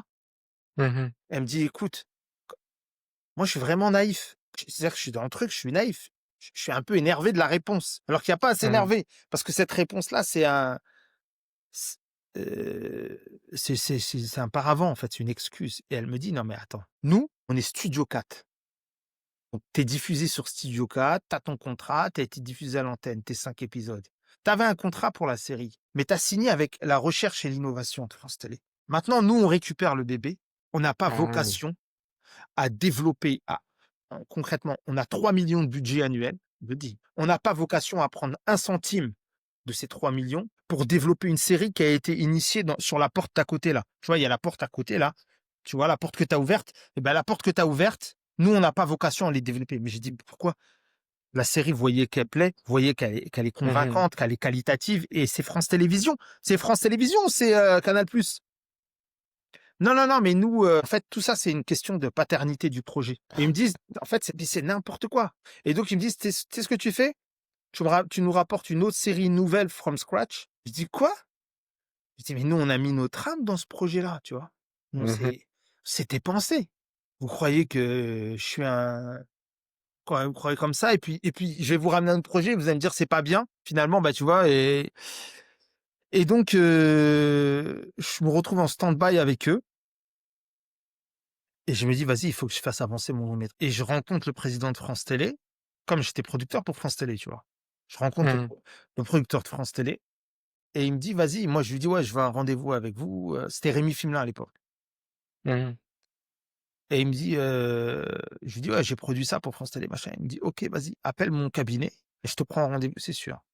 J'y vais, je prends un rendez-vous quelques semaines plus tard et je monte au 8e, je fais le rendez-vous avec lui, c'était juste avant que Netflix arrive. Je lui dis ça parce que tu vois, c'est un repère. Netflix, c'était pas encore en France et je lui dis, Mmh. donc il me dit: «Écoute, j'ai regardé ta série Rebelle là, je la trouve super parce qu'en fait, elle raconte l'internetisation du monde». Il me dit: «En fait, ta mise en scène, c'est l'internetisation, les mises en abîme dans les réseaux sociaux». Mmh. Il m'a étonné parce qu'il a mis des mots sur ce auquel je pensais quand j'ai fait la série, mais sur lequel j'avais pas de mots. Je le faisais par, intuition, par, Mmh. nécessité d'expression, par ressenti, tu vois? Mmh. Et après ces mots-là, en fait, finalement, ils ont pu nourrir ma réflexion. Elle me dit: «Donc qu'est-ce que tu veux, maintenant?» Et d'ailleurs, il était étonné que la série ne soit pas poursuivie. Tu vois? Il est même pas au courant des Mmh. petites affaires internes, lui, tu sais? Je lui explique plus ou moins, il est choqué. Mais bon, il connaît, hein, tu vois? Et il me dit: «Bon, qu'est-ce que tu veux? Parce que tu m'as parlé de ton long métrage». Je lui dis: «Voilà, moi, j'ai fait un long métrage», je lui explique «et j'ai besoin d'argent pour faire la post-production parce que là, je suis bloqué». Et il me dit: «OK, c'est quoi? Vas-y, montre-moi le long métrage». Je lui montre, il me dit: «Écoute, je veux le long métrage, je veux te l'acheter». Parce qu'en fait, moi, j'ai préacheté le film d'Abdel Mmh. qu'Allah bénisse la France et là, ton film, il va compléter notre entre guillemets, «notre argumentaire». Toi, ton film, il parle rue et en même temps, il a une dimension poétique et soufie avec, Mmh. la dimension de recherche spirituelle, les liens avec le Petit Prince, le fait de s'apprivoiser, mais en même temps, on sent qu'il a un langage, cru du réel, qui est inédit, qu'on ne trouve pas dans qu'Allah bénisse la France. Donc écoute, tu es où et tout? J'ai dit: «Bah, je finis le montage et on avance» et se passent plusieurs mois, donc Rebelle continue son chemin et avec Rebelle, avec France Télé, c'est mort. Par contre, avec Rebelle, je signe avec une boîte américaine, un développement. Après, on Waouh, n'ira OK. pas au bout, mais tu vois, on a signé un développement, avec qui je suis toujours en bons termes, avec qui on envisage toujours des choses. Et je suis à 2 doigts de et en fait, je présente aussi à EuropaCorp pour d'autres projets long métrage et Bien sûr. il y avait Virginie Besson, qui me reçoit. Tu vois, nous, on y va toujours. Je vais à l'avant-première de Lucie, C'est clair. je vois le film, je la vois, je lui dis: «Ouais, ouais, Virginie, tout ça, ouais, écoute, moi, je suis réalisateur et tout, j'ai fait ça». Elle me dit: «Non, mais» je dis: «Non, attends, je te donne juste ça, je te la donne, une belle clé USB. Au pire, tu auras une clé USB de 5 gigas ou 10 gigas, je te la Je te donne. jure. Au pire, c'est la seule chose que je te demande, je te donne une clé de 10 gigas. Si tu as le temps, on regarde ce qu'il y a dedans». Et j'ai des longs métrages en écriture, j'ai un groupe d'auteurs, Juste regarde, je l'ai tournée aux US et en France, à Trappes, à La Verrière, elle a été diffusée en télé. C'est moi qui l'ai produite. Juste, elle me dit: «OK, bon, je te garantis rien», tu vois? Elle regarde, elle me rappelle 3 jours, 4 jours: Waouh! «J'ai vu ce que tu as fait. Dis-moi quand est-ce que tu peux, tu viens à Europa». Waouh! Truc de ouf. Tu vois? Et en fait, tu sais quoi? C'est l'avantage aussi du low profile. C'est-à-dire que quand les gens c'est pas qu'elle m'a pris de haut, c'est que, tu vois, c'est l'ultra sollicitation. Tu viens nulle Mmh. part, il y en a toujours qui viennent pour quémander, Bien sûr, toujours. ou quémander ou c'est pas que quémander d'ailleurs, tu vois? Essayer d'avoir sa place Ouais, créer des parce que opportunités, en fait. voilà et quoi qu'on en dise, c'est quoi? Tous ceux qui sont en place aujourd'hui, notamment chez les acteurs, certains, ils ont eu des gros big up. Ils ont eu des gros soutiens. Et ils en donnent pas forcément aux autres ou ils en donnent, truc, mais je te dis que par exemple il y en a beaucoup qui doivent une grande partie de leur pied à l'étrier à Mmh. Jean-François Bizot, hein, qui était le Mmh. fondateur de Nova et tout. Voilà Bien sûr, et ouais. là les gens qu'il a aidés sans crier gare, tu vois? Il les a aidés parce qu'il fallait inclure les énergies de tout le monde, tu vois? Pour Mmh. offrir et partager. Bref. Et là, je fais un rendez-vous avec elle. Elle me dit: «Mais qu'est-ce que tu veux faire et tout?» Franchement, j'ai été surpris, je suis tombé des nues. Elle m'a dit surtout les 2 premiers épisodes, j'imagine combien ça t'a coûté et tout quand je lui dis les budgets qu'on avait. Elle y croyait pas, tu vois? Elle y croyait pas du tout et je lui dis: «Bah, écoute, moi j'ai un projet de long métrage et tout, heu, c'était pas Jungle Jihad». Je lui dis que j'ai fait Jungle Jihad et tout, machin, tout ça, mais Mmh. en fait, entre-temps, j'avais écrit un autre long métrage, je crois que j'essayais de faire avancer, en parallèle. Quelques mois avant avec elle, quand ils ont vu Rebelle et je signe avec Agathe Film. Tu vois? Qui est OK. une boîte de Ouais, je connais, prod, ouais. voilà. Je signe avec Agathe Film un développement, tout seul, et je décide de faire rentrer mon groupe d'auteurs avec moi. Donc là, il y avait Rose Emilien, qui est une super autrice, qui a écrit, plein de livres Mmh. en indépendant et qui a été aussi signée chez Le Seuil, un livre qui s'appelle Les Michetonneuses, d'ailleurs qui a été, Ouais, je mis en connais télé aussi. avec une adaptation télé catastrophique et il n'avait pas du tout respecté la pauvre non, mais ça a été dur pour elle, mais elle écrit plein de livres. Elle cartonnait sur Facebook à l'époque, elle avait une vraie communauté et Kevin Chacot, qui fait d'ailleurs le podcast, LCDG et Mmh. il y a Khalid El Barji. Voilà, donc on fait avancer et en fait, donc je signe ça et je dis: «Bah non, moi je veux signer, mais je veux ramener aussi mon groupe d'auteurs» et donc je signe ce développement avec Agathe Film. Métrage sur, tro et donc dans le casting, c'est Stéphie Selma, Lina Mmh. Koudry, Marie Malek et à cette époque, Lina, elle est mais C'est super personne, tu connu. vois? Il fallait voir les Ouais. attitudes des producteurs, des distributeurs, tu vois? Aujourd'hui qu'on s'en fiche, ça, une nouvelle, maghrébine de 25 ans, elle est âgée en plus, ça marchera pas. Ils m'ont fait faire le tour de la terre, tous les castings de la terre pour pouvoir justifier que c'était elle la meilleure, parce que le personnage est kabyle, Ouais. elle est kabyle, elle parle kabyle, bref, et donc entre temps, je signe ce projet et je suis dans les starting blocks pour, Jungle Jihad Mmh. et il arrive, ce qu'il arrive, de manière dramatique, avec les attentats au mois de janvier Ouais. et le soir des attentats, je reçois un appel de la présidence de France Télé, donc la directrice de cabinet du président de France Télévisions. Elle me dit: «Je vous appelle de la part du président, Rémi Fimelin, il faut que vous nous rappeliez, dans l'urgence». C'est le soir même. OK. Je les rappelle, il faut que vous preniez rendez-vous donc avec, Daniel Goudineau, qui était un des anciens responsables du CNC et qui est responsable de France 3 Cinéma, que le président a dit qu'il fallait acheter votre film. Ah ouais, Ah ouais, direct. truc de ouf. De fou et là, je me dis: «Faut que je fasse attention de pas me faire manger». Yes. Donc il me donne rendez-vous, je crois, genre au mois de janvier, il me donne rendez-vous dans en fait, il y a 2 choses, c'est que moi, je suis pas encore prêt totalement au niveau du montage. Je D'accord. j'ai une version à 1h45 et je sens que ça va pas. Mmh. Moi, je monte mes projets, je les monte moi-même et Ouais, ouais, j'ai vu, ouais. voilà et je sens que je patine, mais en fait, le film, je l'ai écrit, je l'ai produit. C'est quoi sur le Mmh. tournage? Je ramassais les poubelles à la fin. Je ramassais les poubelles et tout ce que la régie et tout ce que tout le monde avait foutu par terre, les jus. J'ai tout fait dans le film, si tu veux, comme on n'avait pas d'argent, Mmh. avec ma femme aussi et je l'ai trop en tête, j'ai pas de distance et là, Baraka, tu vois aussi. C'est vrai, j'avais une connaissance avec qui j'avais commencé à travailler sur plusieurs projets qui était un des qui s'appelle Jean-François Fonlu. C'était le président, le directeur du plus gros studio européen de cinéma à l'époque et il avait été, Mhm. jusque début des années 2000, je sais pas si tu connais, ça s'appelle CV 2000.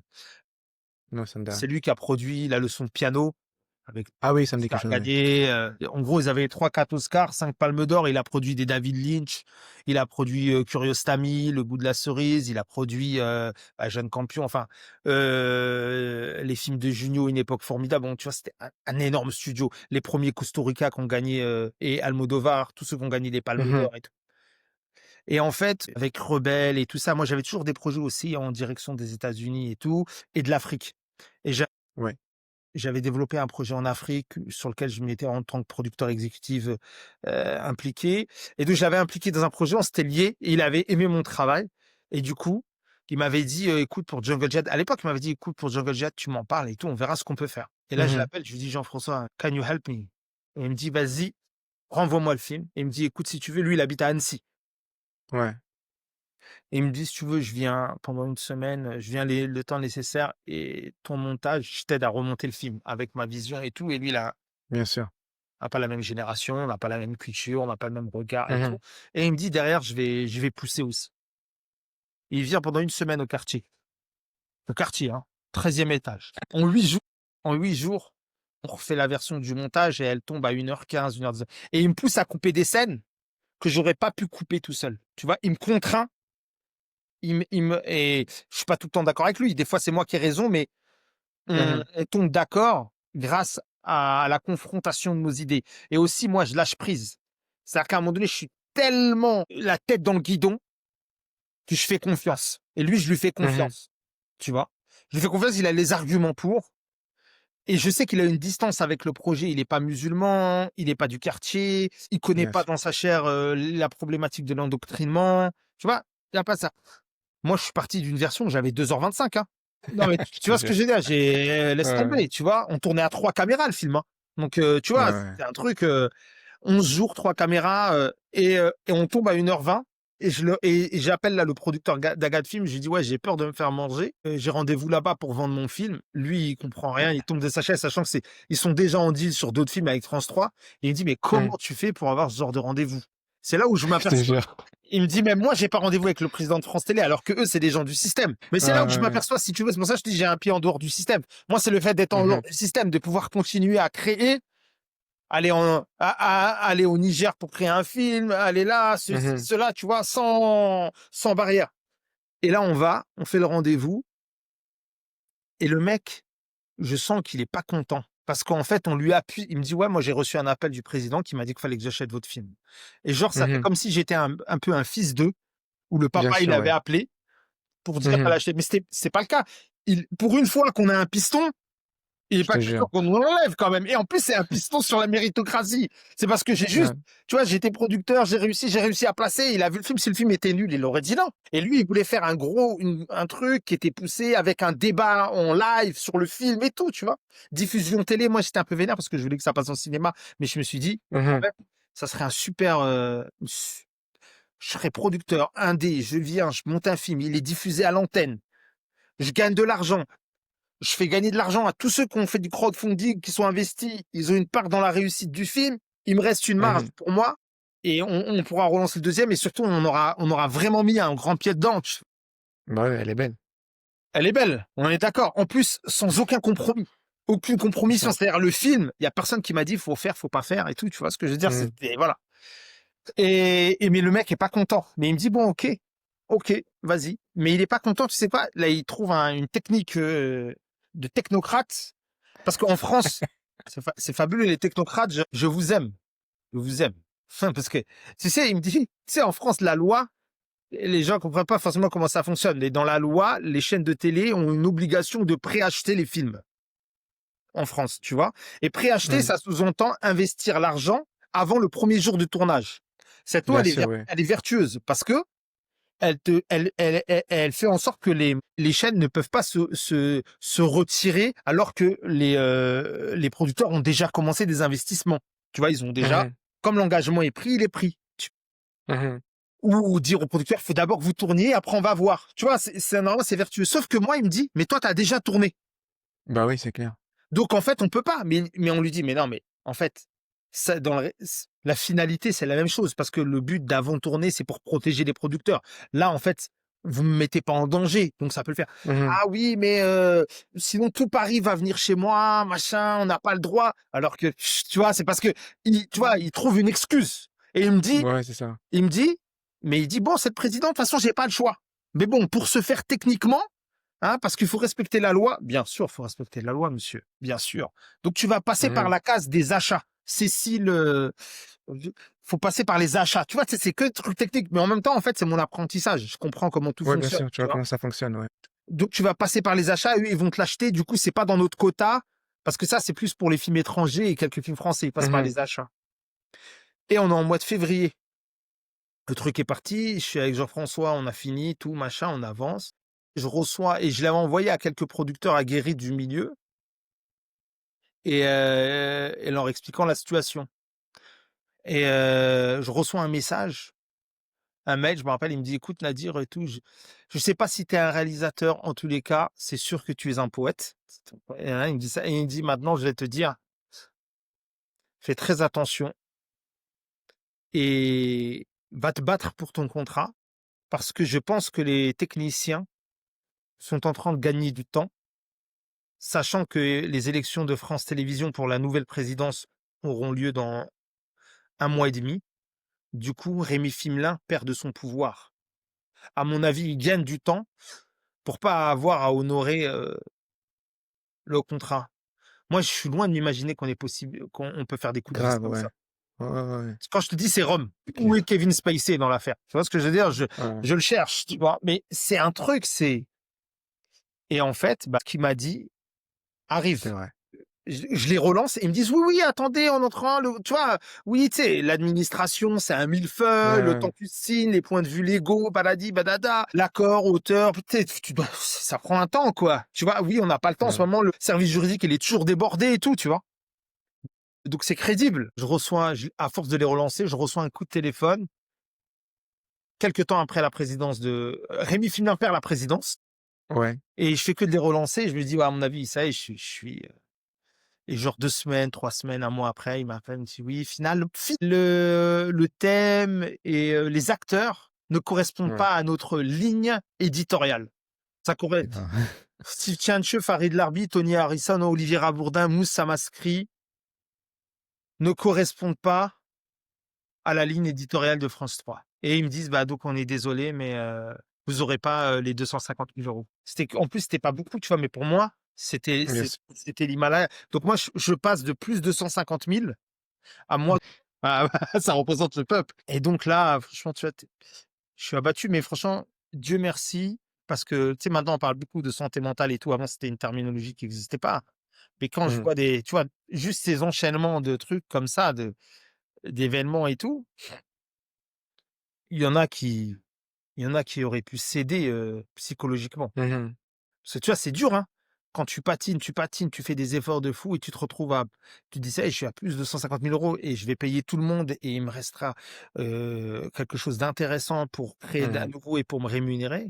Et en 24 heures, tu es même à moins 50 000 € parce qu'en fait, tu as ta post-production. Tu vois? Mmh. Tu es pas en train de trader ou de faire, tu vois? Toi, tu es pas encore dans Mmh. ça, tu vois? Donc c'est très compliqué. Et parallèlement, je mène la pièce de Tupac, elle va au Palais de Tokyo, ça Mmh. marche. Justement, je commence à écrire un documentaire, il y a un producteur américain qui veut la prendre, la pièce de théâtre, elle veut être développée, et puis c'est entre 2. Il y a le producteur de Han Roumanoff à l'époque qui est un producteur privé, qui veut la développer, de manière privée. Puis finalement, il me dit: «Non, Mmh. finalement le hip-hop, j'attends 3 4 mois, le hip-hop, c'est pas ma culture, j'ai pas la maîtrise. Je sens que toi, c'est ton truc, mais moi, j'ai pas la maîtrise. Comme Mmh. j'ai pas la maîtrise, j'aurais pas de prise sur ce sera que toi Mmh. et c'est compliqué pour moi de travailler dans ces zones-là». Donc et là, c'est, creux, creux, creux, creux, creux de la vague, tu vois? Et Mmh. en même temps, je développe un long métrage, pour l'Algérie avec, Farid Larbi et Lina Koudry dans les rôles principaux.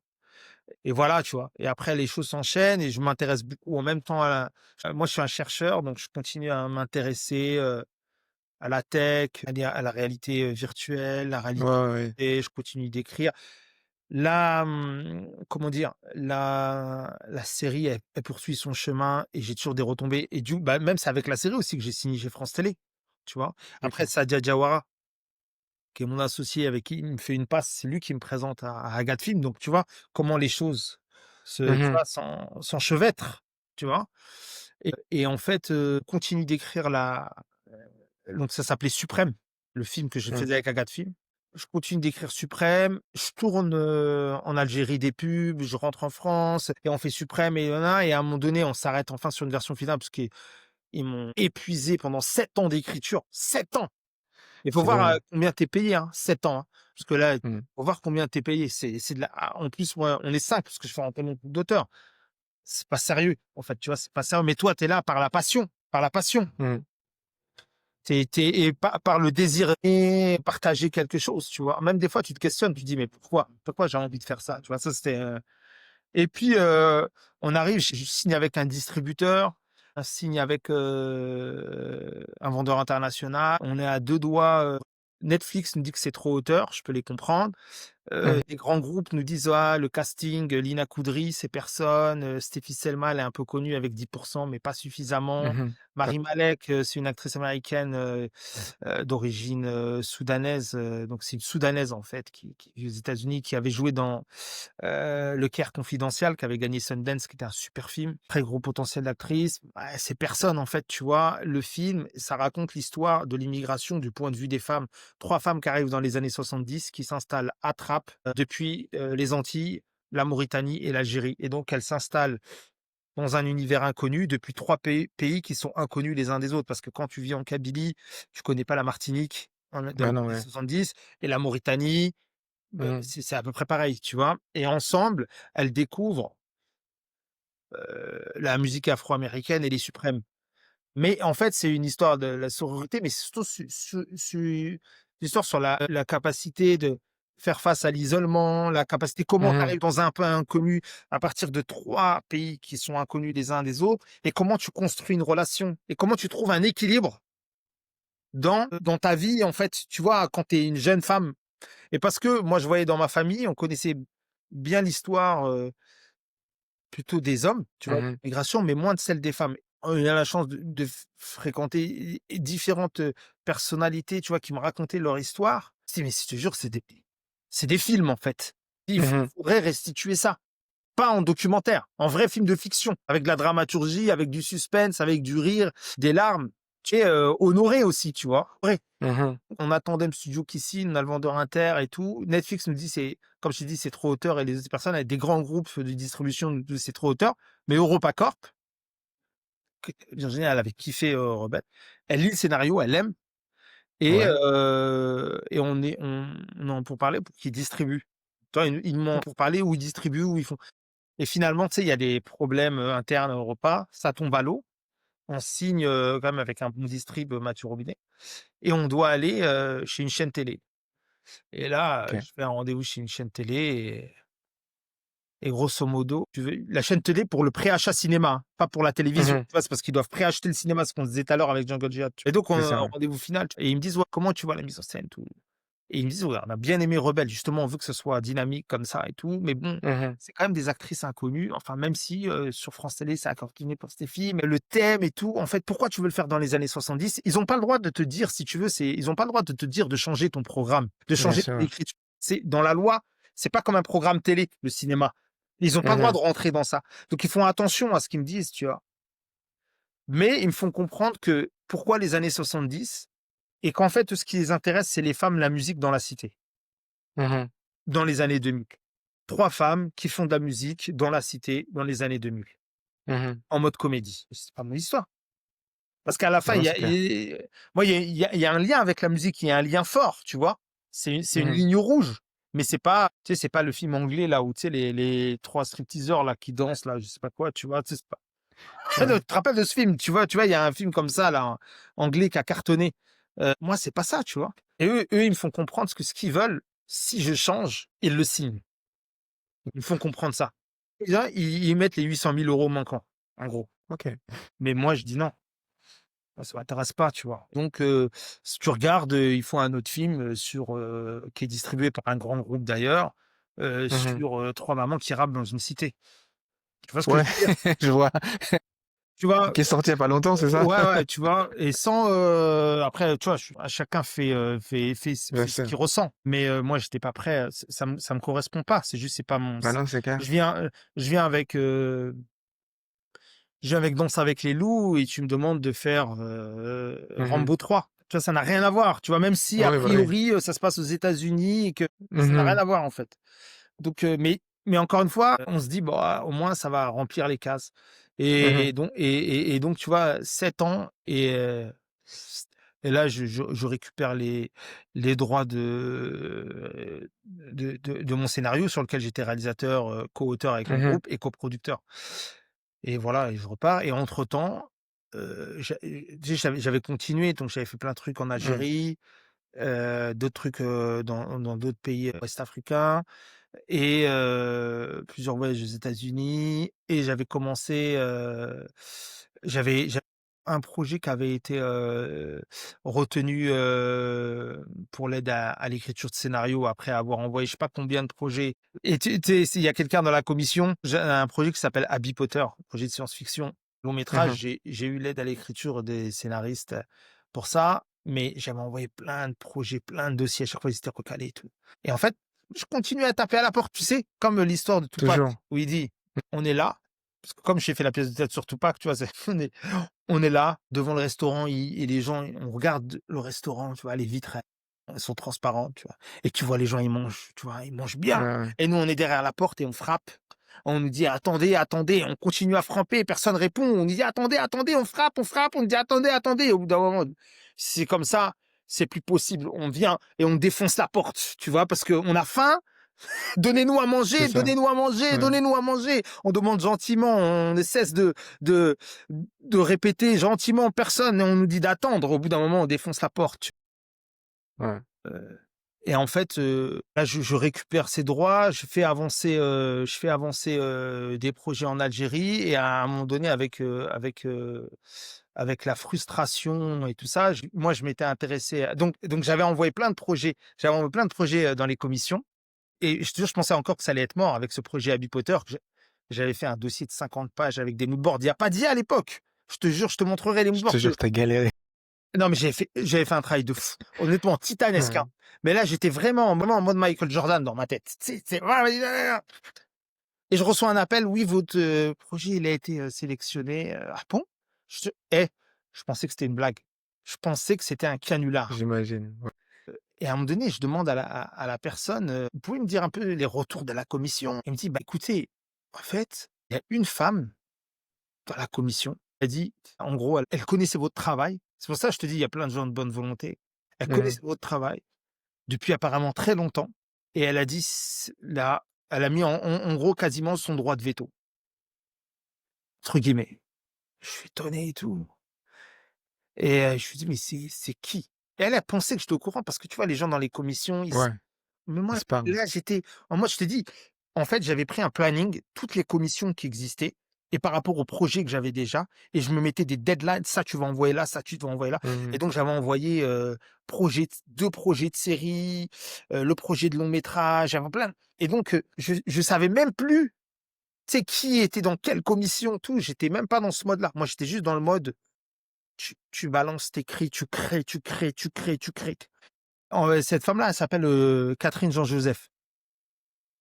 Et en fait, je la connais depuis très longtemps parce qu'elle était à France Télévisions, à l'époque où j'ai signé avec France Télévisions, OK, ouais. Rebelle. Et il y avait elle avait une école qui s'appelait l'école Miroir, je crois. Et moi, j'avais pris des jeunes de son école pour leur donner un rôle dans la série, alors que tu vois, c'était des nobody acteurs, tu vois. Bien sûr, c'est ça, ouais. Et elle avait vraiment kiffé la série. Et en fait, on était devenus amis. Et moi, je savais pas qu'elle faisait partie de cette commission. Et donc, je l'appelle pour un autre truc par rapport, parce qu'après, elle est partie chez Netflix, elle. Ouais. Et elle m'explique, elle me dit: «Écoute Nadir, tu avais envoyé des projets. Ces projets-là, je te dis franchement, ils étaient mieux que les autres projets que j'avais envoyés, déjà avant».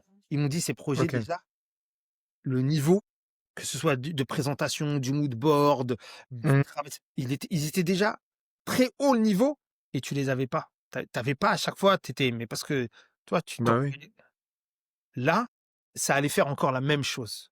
Mais j'ai mais tu vu le dossier? Elle m'a dit: «Le dossier d'Harry Potter, il était il était au-dessus. On a failli te faire le même coup». Et là, j'ai dit: «Non, il y a plus Ah ouais, moyen, ça c'est la précédente fois, on lui a déjà fait. Cette fois-ci, c'est pas possible, vous avez vu le niveau». Là, je les ai bloqués, j'ai dit: «Ce projet, on le shoot quoi, c'est pas possible». Et du coup, tu vois, quand en fait, le travail, il y a des fois, tu sais pas, tu vois, il y a plein de gens de bonne tu sais volonté. pas ce qui se passe en Ouais, arrière, moi, ouais. j'ai plein de gens, je vais pas dire tous leur nom parce que sinon, je veux pas les Mmh. mettre il y a plein de gens de très, très bonne volonté sans lequel sans On cette, serait pas fraternité-là, cette solidarité-là, ou même ce professionnalisme uniquement ce mmh. professionnalisme, ils auraient pas, tu vois, ils m'auraient pas fait gilet pare-balles, quoi. Et donc j'ai Bah non. ça, après je pars, avec ce financement, je pars un peu aux États-Unis pour écrire, être tranquille, et de fil en aiguille. Et quand je suis, boulé avec, l'histoire, de mon métrage La Suprême, qui après devient Les Magnifiques parce qu'on se retrouve en commission en même temps qu'NTM. Ça, c'est marrant, tu vois? Que le film Ah ouais, d'NTM. Et comme le film ouais, le d'NTM, il est financé, ils l'appellent Suprême et ils me disent: «Ouais, il va y avoir un problème, changez le nom de votre film». Et donc ça devient, de Suprême, ça s'appelle Les Magnifiques, tu vois? Et donc bref, à la fin du fin, je dis: «Je suis fatigué de l'histoire». J'ai dit: «Je vais tourner un film en indé». Comme je t'ai dit, toujours et après je me dis: «Là, je suis un peu j'ai tourné plein de trucs, plein de trucs. Je connais le système de distribution du cinéma, ça va être compliqué». Et je faisais de la VR depuis ouais. un temps. J'avais créé un truc qui s'appelle les Cités Fantastiques, où on Mmh. amenait, en fait, avec des casques VR, donc j'avais créé des ateliers pour t'apprendre à créer des mondes Ouais. en VR, en 3D, de manière immersive. Et ça, je le déployais dans toute la France. Tous les quartiers de France, on venait en bas, quartier nord, Trappes, La Verrière, Garges-les-Gonesse, tu vois? Voilà. Et en fait, je me suis dit: «Mais tu sais quoi? Je vais faire un film en réalité virtuelle 360. Mmh. Je sors de tous les paradigmes d'habitude et je serai mon propre distributeur». Et les gens me disent: «Mais il y a pas de marché, il y a pas ceci, il y a pas cela». Et j'écris Mmh. un film qui s'appelle L'Adrénaline, au début qui était un long métrage normal, et finalement que je décide de changer et d'écrire en 360, et je Mmh. tourne ça de manière en indépendant, dans mon quartier, là où il y a le studio à La Verrière, avec des jeunes de plein de quartiers différents et Aziz Diabaté dans le rôle principal. Et il y a aussi, Mmh. un super acteur, s'appelle Hakim Achouch, hem il y a Amine, qui est un super acteur qui se démène à droite à gauche. Bon, il y a Seina Khan, il y a Sania Halifa qui Mmh. signe derrière mon film, signe avec Maïmouna Doucouré, pour le film, Hawa. Elle prend le rôle Ouais. principal dans Hawa. Elle était dans L'Adrénaline, au préalable. Et on tourne OK. ce film-là et je commence à le distribuer de moi-même. Je l'inaugure, pendant 5 jours à Trappes, un jour un quartier, et on Mmh. cartonne. Quand je dis on cartonne, on fait 100 plus de 500, participants, et en fait, on a des files d'attente Ah avec ouais, nos casques, carrément. hein, avec nos casques, hein, Ouais. tu vois? Avec les casques au cœur des quartiers, tu vois? Sous des barnums. Mais pour te dire un truc qui me marque, et ça résonnera après, un truc qui me marque énormément, c'est qu'il y a des jeunes, tu vois, il y a malheureusement des guerres interquartiers, Mmh. et quand on est dans un quartier, il y a des gens qui me disent: «Mais là, il faut qu'on le voit et tout». Je dis: «Mais non, mais ça y est, la diffusion est finie, ça fait 4 heures. Je veux bien rester encore», mais en plus, le film, il dure 48 minutes. C'est presque un long métrage, Ouais. tu vois? Je leur dis: «Ça y est, viens demain. Demain, on est à Jean Massé, demain, on est à Thorez. Ouais. Tu as 15 ans, tu peux faire le chemin, c'est 15 minutes à pied. Moi, je suis là ça fait 6 heures que je suis là. Tu vas venir demain». Et il me dit: «Mais non, tu sais très bien qu'on n'a pas le droit de venir à Thorez, Bien c'est», tu sûr, vois? ouais, ouais, ouais. Et le lendemain, qui est venu en mode scred, et ben, les jeunes du quartier, tu vois, ils me disent: «Eh, Ouais, ouais. on a bravé, là, il faut qu'on le voie». Et j'en vois d'autres qui me disaient: «C'est ici le film sur les bécanes de crosse et tout, c'est ici?» Je dis: «Ouais». Il me dit: «Ouais, c'est les autres, agents massés, ils m'ont dit: «Fallait absolument que je le voie». Mais des petits, tu vois? On fait Ouais, 14 ouais. ans, 15 ans, 13 ans, 16 ans, tu vois? Ils viennent et ça se passe bien. Et en fait, au tout début, je voulais faire un film qui, tu vois, sur les conséquences des guerres interquartiers, tu vois? Et Bien des sûr, ouais. tragédies. Pour plusieurs raisons, je me sentais pas encore en mûr en termes scénaristiques Mmh. pour l'écrire. Et du coup, j'ai fait sur, L'Adrénaline, où il y avait en fait, c'était un sujet Mmh. aussi chaud dans mon environnement proche, sur les tragédies en bécane de crosse avec des rodéos à l'arrache et tout. Et Mmh. donc après le film, tu vois, je le distribue partout avec nos casques, et avec en plus les cités fantastiques et tout que je fais en VR. Mmh. Et après, quelques années plus tard, donc l'année dernière, je termine un nouveau film qui s'appelle Le Vide en VR. Mmh. et qui te plonge dans les conséquences d'Eric. C'est un film de fiction qui te Ouais. plonge avec Aziz Diabaté dans le rôle principal encore et des et différents jeunes acteurs Mmh. et des acteurs confirmés aussi comme Hichem Yacoubi, que tu Mmh. vois dans Un Prophète ou dans Yo Capitaine, tout ça. Et puis, ouais, il passe à l'Assemblée nationale, il y a les reportages là que tu vois sur France 24 et là on Ouais, commence j'ai les vu, ouais. diffusions, là on a fait une grosse tournée en Bourgogne, 1000 participants à Mmh Joigny. mh. On a fait des très grosses projections dans le 91. On a fait une tournée dans les quartiers nord pendant l'été à Marseille, Mmh mh. et là il part, pour tourner un peu partout en France sur plusieurs années, quoi. En immersion, toujours en immersion et Ouais, maintenant ouais. il commence à faire les 2 et projet qui est en post-production, qui est totalement en anglais, qui est pour le marché international, mais qui est pas en VR, qui est en cinéma normal OK, ouais. et un autre documentaire avec une expo photo qui est en tournage et qui est pareil un projet, qui s'appelle de 24 heures avant 24 Hours Before the AI et Mmh. qui est un projet, documentaire qui raconte un peu, la digitalisation des relations, Mmh. l'utilisation au nom de la tech en fonction C'est ça, des ouais. en selon tu vois, selon en Mongolie Mmh mh. avec des bergers mongols, en Corée du Sud avec dans des clubs lounge, de hipsters totalement automatisés, à Los Angeles, dans des voitures autonomes, Mmh. en Inde, dans la médecine ayurvédique. Tu vois, il y a Ouais. en Afrique du Sud, plein de choses, différentes quoi et le rythme universel de la planète à travers le tempo singulier de chaque être humain Mmh. qui la compose, qui l'habite, qui l'incarne, tu vois? Et continue d'écrire, différents projets, donc des projets qui sont en gestation dans le système Mmh. et des projets que je mène totalement en indépendant pour vendre après, dans une diffusion, classique ou un équilibre, entre les 2, Mmh. tu vois? À peu près, tu vois? Tu sais, il y a pas le fait de tourner le dos, je tourne pas le dos au système, Ouais.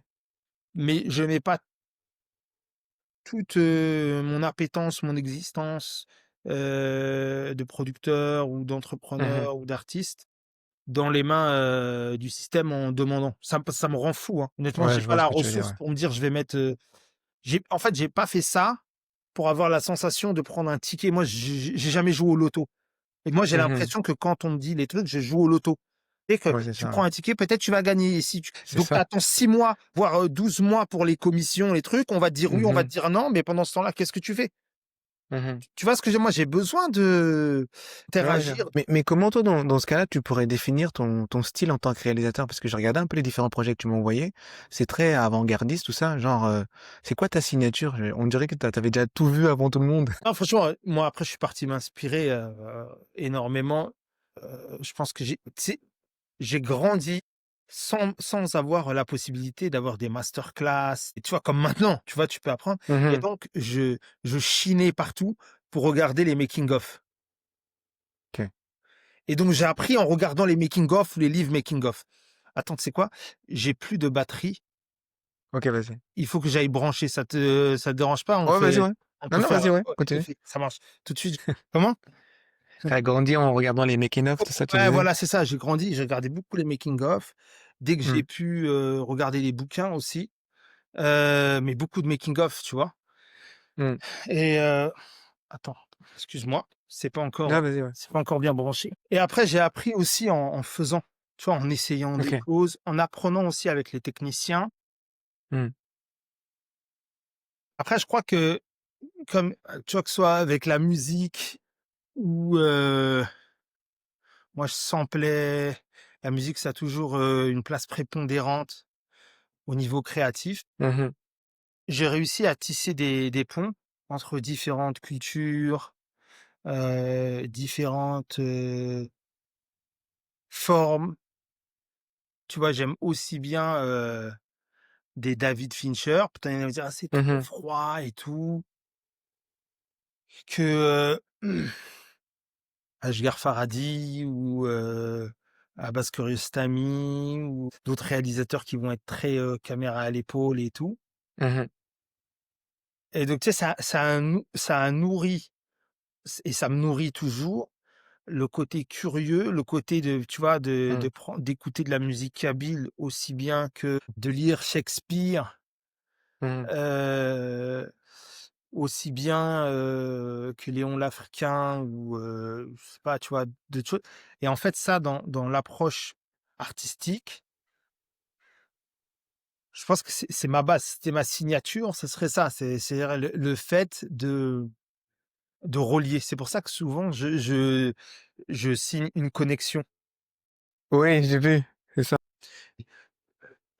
Parce que je pense, tu vois, avec un peu de recul, si tu es un peu dans un travail de connexion et de reconnexion entre différents univers, Mmh. entre différentes, cultures, pas que culture au sens, des origines, tu vois? Culture, d'apprentissage, de la façon d'appréciation des je suis intéressé par les autres, je suis intéressé par, tu vois, par exemple, là, je suis très intéressé depuis, 1 an et maintenant j'avance de manière plus concrète Mmh. par le storytelling Oui. appliqué à la robotique. Mmh. C'est quelque chose qui m'intéresse énormément et sur lequel je passe plusieurs heures, de manière très récurrente, à travailler dessus, à à réfléchir, à imaginer, à laisser mon imaginaire galoper sur ça, à essayer de Mmh. trouver des formes, à le confronter aux autres. Et donc en fait, je pense qu'au niveau, cinématographique, moi j'ai Mmh. un de mes réalisateurs qui m'a tu vois, à l'époque, on va dire par rapport à mon âge et le fait qu'on soit grandi en France, il y avait Malcolm X en même temps que Tony Montana. Mmh. Après pour moi, ils étaient concomitants et Scarface, tu vois? Oui, oui, oui. Et moi, j'étais pas passionné par Scarface. J'ai été marqué par Malcolm X. Mmh. J'étais irrigué par Malcolm X et je comprenais pas l'intérêt sur Scarface. Je comprenais pas l'intérêt d'un mec qui coupe à la tronçonneuse. J'étais premier Bien sûr, degré. ouais. Même si avec le recul maintenant j'apprécie, le film, tu vois? Bien sûr, Scarface plus qui tard, ouais, ouais.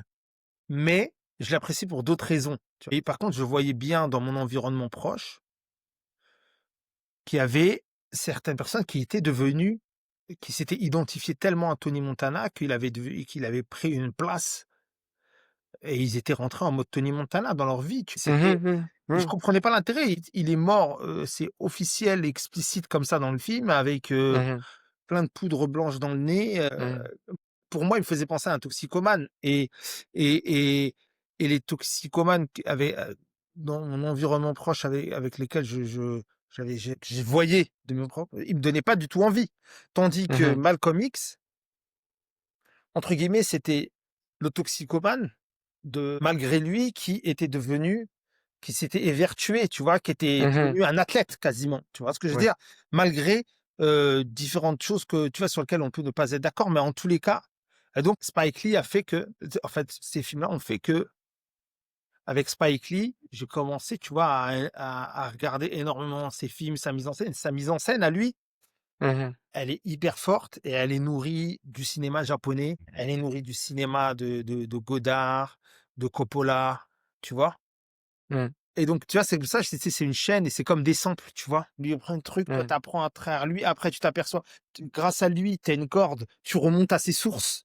Avec Ouais, ses ouais, c'est ça. sources, tu vois ce que et en fait, après, tu t'aperçois pas, mais tu as tout un truc, tu vois? C'est Ouais. voilà et en même temps, le cinéma japonais, ayant fait des arts martiaux depuis que j'étais petit, tu vois? Le cinéma japonais, il était dans Ouais. mon c'était dedans, tu vois? Bien sûr, ouais. J'avais pas de distance, c'était direct et je pense que ça a fait que j'ai tu vois, j'ai essayé de construire Ouais. ce que j'ai construit, mais le fait d'être curieux et de toujours, chercher, enfin, tu vois, être attiré de manière magnétique par Ouais. autre chose, par, ce qui se passe et tu sais, il y a aussi le voyage parce que, quand avant, les voyages qu'on faisait, c'était généralement un petit peu en Europe. La Mmh. plupart du temps, c'était en Afrique, tu vois, en Algérie et la première fois que je suis sorti, de ça, c'était pour aller à New York et j'avais, 17 ans. OK, ouais.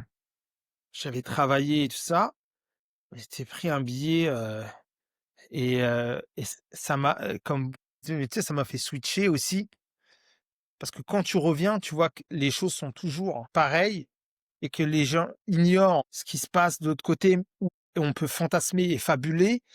Et toi, tu as un peu ramené, quelque chose du réel en toi, que tu Mmh. confrontes au réel que tu as maintenant et tu vois, il y a p et en fait ça c tu vois, toutes ces toutes ces, frictions-là, tu sais, ça a un peu fertilisé mon imaginaire. Ça fertilise mon imaginaire encore, tu vois? Mmh. Je sais pas et après, moi j'aime beaucoup le mouvement. Concrètement, moi j'aime beaucoup le mouvement dans le cinéma. J'aime beaucoup les plans séquences. C'est un Oui, j'ai vu, ouais. ouais, c'est un truc, et maintenant, je commence à apprécier plus certains plans fixes. Mmh. Tu vois, comme quand certains plans fixes, en fait, ramener du off dans le plan fixe. C'est-à-dire, par exemple, tu prends un plan fixe et le mouvement se passe autour. Mais ça aussi, c'est parce que j'ai fait beaucoup de VR, en 360 notamment, Mmh. et où la VR, si tu veux pas avoir le motion sickness, tu vois, le mal de mer, tu sais, quand tu mets Bien le sûr, casque, ouais. moi, je faisais toujours attention que mes films soient accessibles à tous. Et donc, pas trop de mouvement. Le mouvement, c'est comme au théâtre dans le spectacle vivant, au théâtre, c'est dans le jeu, c'est les Ouais, comédiens. c'est ça. Et donc, la caméra est fixe, mais elle est à 360, elle est sphérique. Et là, Mmh. quand tu fais des caméras fixes, et où en fait tu joues avec les corps, tu fais Mmh. bouger les gens et il y a du son off, il y a et de l'image neutre, tu vois? Et en fait là, tu t'amuses. Du coup, la caméra fixe, tu crées une forme de mouvement dans Mmh. l'immobilité, mais le mouvement, il est au sein de la scène. Et je commence de plus en plus à apprécier ça, comme je commence de plus en plus à apprécier de tourner avec des longues focales. Alors que tu Mmh. vois, quand j'ai fait le film en Algérie, dans le désert, dans la Casbah et tout, heu et là, on tournait en anamorphique, Ouais. machin, et souvent, moi, j'étais en courte focale. C'était, tu vois, et plan Mmh. très large, très proche et tout, parce qu'à la base, j'aime toujours ça, hein, c'est ma Mmh. vision, mais maintenant, je commence à apprécier, de jouer avec les longues focales, mais faire des choses mais ça, c'est par rapport aussi je pense, tu vois, à l'évolution, mais au dernier projet que j'ai fait, tu sais, Mmh. le documentaire que je tourne dans 24 pays. Il y a des fois, tu peux pas tourner, tu dois tourner sous certaines conditions, tu vois? Mmh. Et du coup, ça se marie avec ta mise en scène où tu es contraint de le faire. Il y a des choses que j'ai encore une fois, il y a des choses que j'apprends, sur le terrain, parce que Sur moi, le je tas, suis ouais. vraiment de la politique, learning by doing. Mais tu sais, je regardais un peu ce que tu avais fait, sur Rebelle et Thug Life. J'aimais bien comment c'était dynamique et cetera. Même le fait que tu casses un peu le 4e mur, Ouais. est-ce que c'est un peu ton style ou c'est comment ça t'est venu ça? C'est je Quand tu le fais, c'est un peu dur de se dire: «C'est ton style». En fait, tu le fais sans, tu bien le faire, mais OK, ouais. tu te dis pas toujours: «Ouais, c'est mon style», tu vois ce que je veux dire? Tu te dis b tu de le parce que sinon ça devient de la posture, tu vois? Des fois, c'est un peu dangereux. Ouais, Donc ouais. tu de le faire parce que, en tout cas moi, j'essaie de le faire parce que j'aime bien. Tu vois? J'aime D'accord. bien en fait, ça quand je le filme et tout, ça crée comme une onde de choc, d'énergie que j'aime bien voir. Et effectivement, dans Rebelle, c'était un truc qui m'avait été reproché ça au début par la télé. Oui, à l'écriture. À Mmh l'écriture, mh. ils devenaient fous. Quand je leur disais: «Mais il s'adresse à qui?» «Mais là, c'est dangereux parce que tu casses le 4e mur et tout, machin et tout». Alors que c'est marrant, House of Cards l'a fait et ils étaient tous là Mmh. à dire: C'est ça, «Magnifique». ouais. Tu Ouais, ouais, ouais. te rends compte comment ça rend fou? C'est Mmh que mh. toi, tu ramènes et après les mêmes, ils disent: «Ah magnifique». Mais magnifique de quoi? Parce que quand on te le proposait, tu étais là Ouais, douter. à douter ou même à bloquer, à bloquer. Mmh. Ça, c'est sur des trucs comme ça ou après, moi j'ai fait le forcing et tu sais, après on t'a dit: «Ouais, le rebelle et tout». Tu vois? Ce sont Mmh. plein d'éléments d'écriture où si j'avais pas fait Mmh. le forcing et que j'avais pas la loi pour moi, Mmh. là on se parlerait pas ou je serais encore en train de te dire: «Tu sais, je suis en train d'écrire une série qui s'appelle Rebelle». Je te jure. Et donc après, je pense tu vois, par exemple, j'aimais bien dans Thug Life, ouais, ça c'était un pilote qu'on a fait pour Universal, qui est disponible en Ouais. plus en ligne. Je l'ai mis, gratuitement sur le rap et ça avait été quasiment ça avait voulu être acheté par, un une grosse chaîne, enfin, chaîne importante du hip-hop et tout ça. Bon, finalement, après, pour des raisons de financement, ça s'est pas fait, mais C'est pas c'était fait, ouais. c'était plutôt sympa qu'il y ait eu cet intérêt-là. Tu vois, normalement, cette série, elle aurait pu être développée largement, franchement. Mmh mh. Quand tu vois cette série, tu te dis: «Pourquoi?» mais Ouais, pas mal, ouais. ouais, tu vois, il y avait on l'a fait, vraiment avec, 3 francs 6 sous, hein, tu vois? Mmh. Et en fait, j'aimais bien aussi le code, tu vois, de se servir des codes du jeu vidéo dans tes choix, tu vois? Mmh. Tu as un univers un peu GTA dans le code, tu choisis C'est ton ça. personnage. Ouais, ouais. En fait, il y a un truc que j'aime bien, c'est la mise en abîme. tu vois? Donc les mises en abîme et détourner des codes, mais ça, honnêtement, c'est purement pour moi, c'est le fait que dans mon ADN, c'est la culture hip-hop. Tu es Mmh. habitué Ouais, à genre, ça pas se voit, ouais. grand-chose, tu prends une musique, Mmh. c'est pas un remix, tu vois? Tu t'en sers, c'est organique. Tu sais, tu prends plein de trucs et tu arrives Mmh. à les mixer et j'avais aussi l'habitude d'avoir beaucoup une approche au niveau de l'écriture avec une dimension onirique, et après des fois tu te dis: «Est-ce que tu sais faire sans faire ça?» Et finalement, là, dans les derniers projets que je suis en train de faire et même dans les derniers, il y a pas vrai Ouais. ouais, dans les films en VR, il y a un peu, il y a une dimension onirique quand même et il y en a Mmh. plein, ils m'ont dit: «Ouais, c'est ta signature». Mais des fois, tu vois, quand on te dit: «C'est ta signature», en plus, des fois, tu as envie de déjouer le truc. Tu vois, de C'est plus ça. tu vois ce que je veux dire? Tu vois, non, je vais déjouer comme ça, Ouais, ils s'en est trompé un peu, ouais. mais tu vois, je participe à la création des musiques jusqu'à présent, aux musiques de mes projets. OK, ouais. Je les co-compose, tu vois? J'appelle des musiciens, Mmh. j'ai des idées en tête. J'ai le morceau en tête et j'appelle des musiciens de différents horizons et j'ai notamment une pianiste avec qui je travaille depuis longtemps, mais qui maîtrise dans une large sphère, des joueurs de Mmh. kora, c'est un de mes instruments préférés, je crois, la kora, du ney, des saxos et tout et du beatbox, beaucoup de beatbox et en fait, je recompose avec plein d'instruments. Je pars de morceaux que j'aime bien, je sais pas, des vieux morceaux de jazz, de soul. Ouais. Et en fait, j'opère comme je faisais avant pour, purement musical et je me fais comme ça, tac, des horizons et moi ça m'aide pour le montage et je fais comme ça et en fait, dans l'image, j'aime bien la même chose. J'aime bien la sensation que tu te dis: «Attends, imagine-toi, je fais ce beatbox-là, je fais ce morceau-là, je mets par-dessus tel kora, je fais un truc» et quand au début, tu te dis: «Est-ce que ça va marcher ou pas?» Tu vois? C'est un peu comme dans le plan séquence, tu as une forme Mmh. d'adrénaline. Quand tu Ouais, fais plan ouais, ouais. séquence, tu sais pas s'il va passer, tu vois? Moi, C'est clair. j'ai fait des plans séquences de 13 minutes et tu vois, du Waouh! braquage, tout, truc, machin, avec plein de gens qui rin et en fait, même le Steadicammer, c'est un truc de ouf. Mais j'ai eu les tu vois, par exemple, sur Jungle Jihad, quand je et même mes premiers courts-métrages, Ouais. le Steadicammer avec qui je bosse, j'ai bossé avec plusieurs Steadicamers et vraiment, big up aussi celui avec qui j'ai fait en Algérie parce que franchement, c'était un truc de fou dans les dunes. Mais mon premier Steadicammer avec qui j'ai bossé, c'était Emric Colas. Ça fait longtemps qu'on n'a pas travaillé ensemble, mais on a continué longtemps et là, sur les projets, c'est juste, truc d'agenda, de moyens, de voilà, mais, Ouais, bien sûr, ça, ouais. et et lui, c'est notamment, lui qui a fait les plus gros plans qui sont très forts en termes techniques sur, Mmh. Athéna, Ah ouais, OK. tu vois? Et Ouais, en ouais, je fait, vois, je ouais. vois les plans séquences techniquement, ils sont super forts dans Athéna, tu vois? Et je me dis: «C'est Ouais. qui le Steadicammer?» Et je retrouve qui? Le Steadicammer avec qui j'ai commencé et qui a fait Jungle Jihad, avec qui on a fait des plans de fou furieux. Quand je dis des plans de fou furieux, en plus avec, tu sais, le maximum de contraintes. On tournait dans Mmh. une ancienne banque, Orly, tu sais, il y a des règles avec, tu sais, avec à Rungis, avec Ouais, machin, ouais, bien il y a sûr, des ouais. règles de fou, tu vois?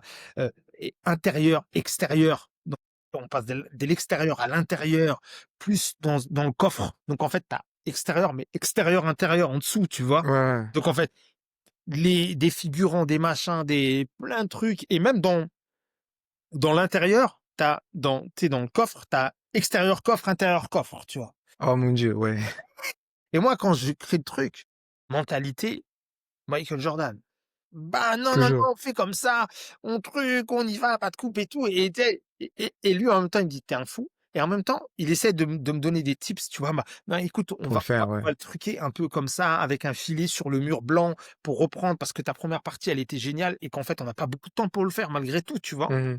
Jimmy Jean-Louis, il vient des États-Unis exprès pour le film, mais il a une journée à peu près à me consacrer. Mmh. Et il vient et ça pur soutien, tu vois? Ça parce qu'il Mmh. a kiffé le scénario. Mais je peux pas me dire: «Je vais faire un reshoot avec lui, le lendemain». J'ai une fenêtre de tir d'une journée. Donc Mmh. et en fait, j'apprends comme ça à créer des choses et il y a il y a cette tension que j'aime. Tu vois? Cette tension, Adrénaline, ouais, ouais. tout le monde doit strict, tac, tac et des fois c'est un problème de batterie, parfois c'est problème technicien, la perche, tu vois? Le pauvre Ouais. technicien, la perche!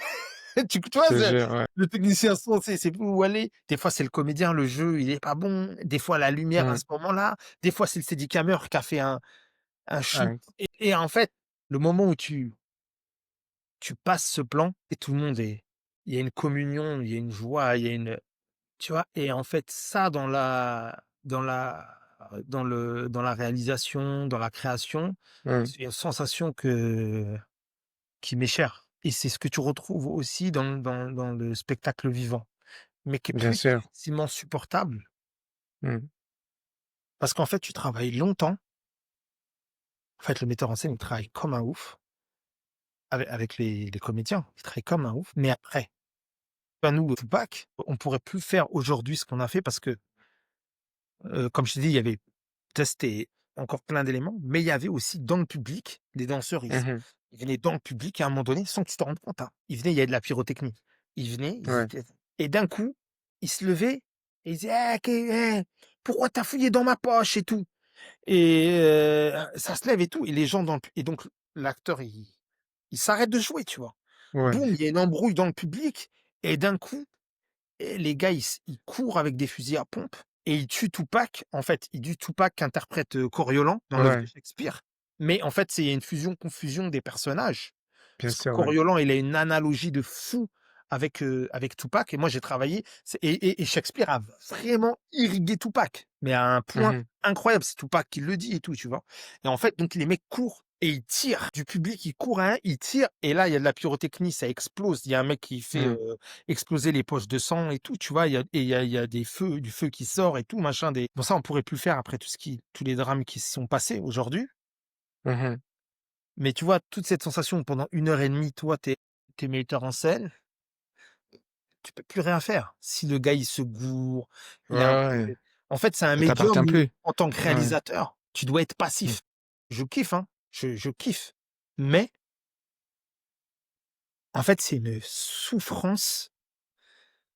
En fait, tu es en apnée. Tu es en apnée. Je sais pas Mmh. comment dire, tu es en apnée pendant tout le truc et en fait, faut que tu apprennes à lâcher prise. Toi, tu vois que les défauts, tu regardes les gens, C'est tu dis: ça. «Ils ont vu? Ils ont vu? Ils ont vu que c'était pas ça ou pas?» Ils Tu n'ont fais: pas vu. «Mais pourquoi tu as fait ça? On l'a récupéré 50 fois, mais tu peux rien faire. Tu peux pas monter sur la Ouais. scène et arrêter», tu vois? Et en fait, Non, c'est clair. c'est quand même une sensation que tu apprécies et sur le Ouais. cinéma, quand tu fais des plans séquences, même s'ils sont Mmh. fixes et où il y a tout un enjeu, moi je trouve ça ouais, je trouve ça hyper plaisant.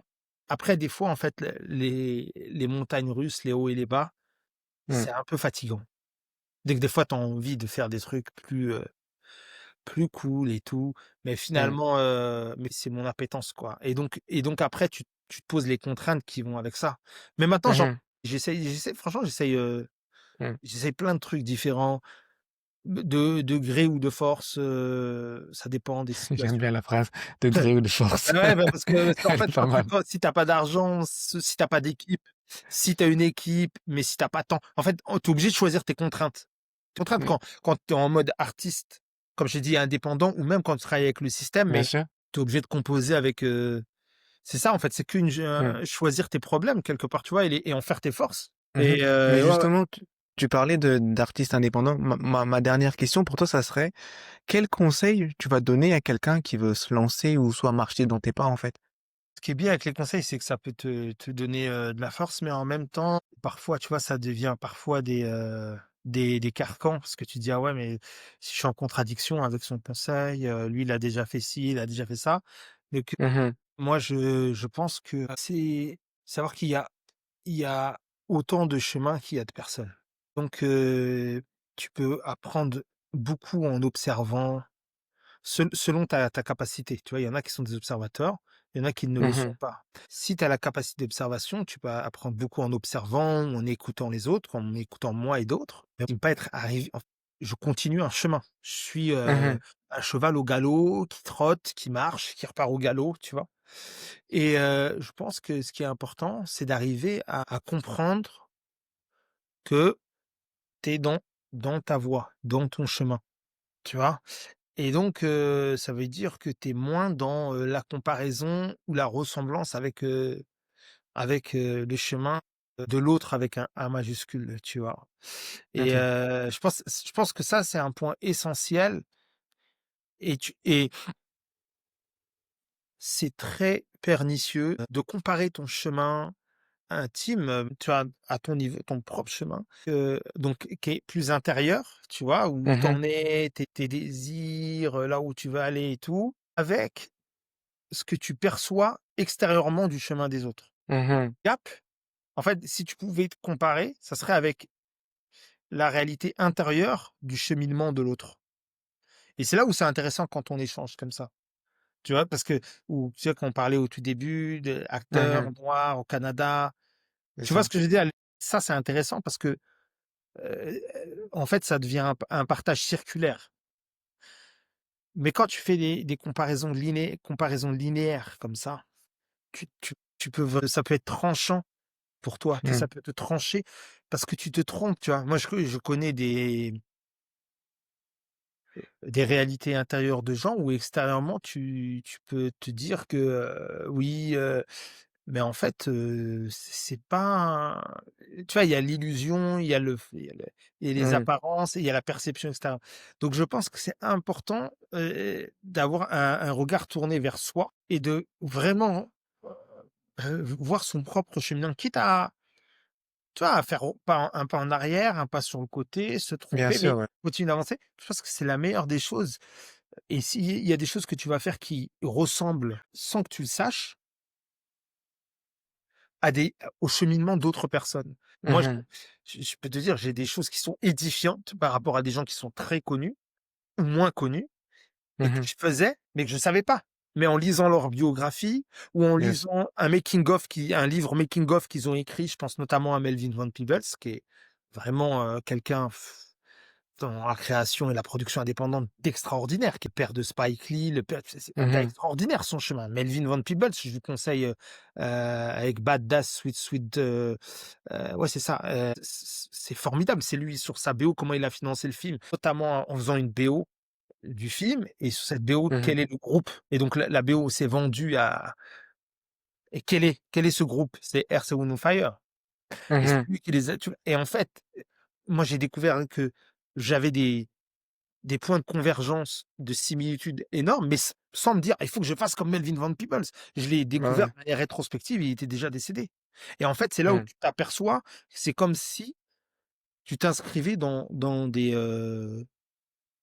des héritages, dans des chaînes de cheminement avec mhm, quelque chose qui se répète plus ou moins chacun avec son identité et je crois en tant que mais des entrepreneurs aussi, mais voilà, même en termes d'humanité, tu vois? Dans les mhm, écueils, si tu recherches dans les histoires des immigrations, dans les histoires des combats pour des droits civiques et tout, tu trouveras plein de d'analogies possibles. Mais si tu commences à vouloir les faire, parce que ça a été fait comme ça, il faut que je fasse comme ça. Pour moi, en mhm, tous les cas, je crois que ça marche pas. Par contre, il y a des conseils, des enseignements pour des gens qui sont déjà passés par des écueils qui sont hyper précieux. Tu vois? Mais c'est mhm, c'est des cas précis, tu vois? De conseils, voilà, ça fonctionne comme ça et tout et donc mm, tu peux, recevoir un enseignement particulier dans ta situation, tu vois? Mais de manière générale, je pense que la généralité, c'est ta singularité. Tu vois, bien sûr. l'enseignement général qu'il faut avoir, c'est dans ta mais ce qui est dur, ce qui est franchement, c'est hyper dur parce que tu es toujours tenté et incité à te dire: Mhm, «Faire comme lui, je vais faire comme lui». C'est tout à fait humain, mais donc je pense que c'est un peu être dans le vide que de se dire: «Je vais suivre ma propre voie», sachant que de toute façon ta voie, elle est liée aux autres. Tu vois? De toute façon, tu vas te retrouver dans le bain avec les autres, c'est sûr. Mais mm, pas, être tout de suite il y a un truc que j'avais découvert, de René Girard, le désir mimétique, que je conseille, tu c'est le désir mimétique de René Girard. C'est très intéressant, c'est-à-dire comment, on a le désir du mimétisme bien sûr, ouais. et ça, c'est assez édifiant. Donc voilà, moi je pense qu'il faut, en toute humilité, un humble conseil, si tu peux donner des conseils, ça serait ça et après de manière plus directe, ne pas se fermer des portes, s'intéresser à plein de choses, quoi et Mm, s'intéresser à la tech, s'intéresser à plein de dispositifs, et ne pas, penser, qu'en termes restreints au niveau géographique. Je pense que c'est mhm. ça, géographique et culturel, tu vois? Je pense que, voilà, il faut penser que la terre est vaste. La Mm. terre est vaste et abonde. C'est un superbe conseil, Nadir, et un super mot de Merci. la fin. En tout cas, je te remercie d'avoir échangé avec moi, d'apprendre un peu plus sur ton parcours. Merci C'était beaucoup à toi. vachement intéressant. Eh ben, Je te écoute, au dis plaisir. merci, on vous rappelle. Ouais, ça marche. À bientôt À Nadir. bientôt. Ciao. Ciao, ciao.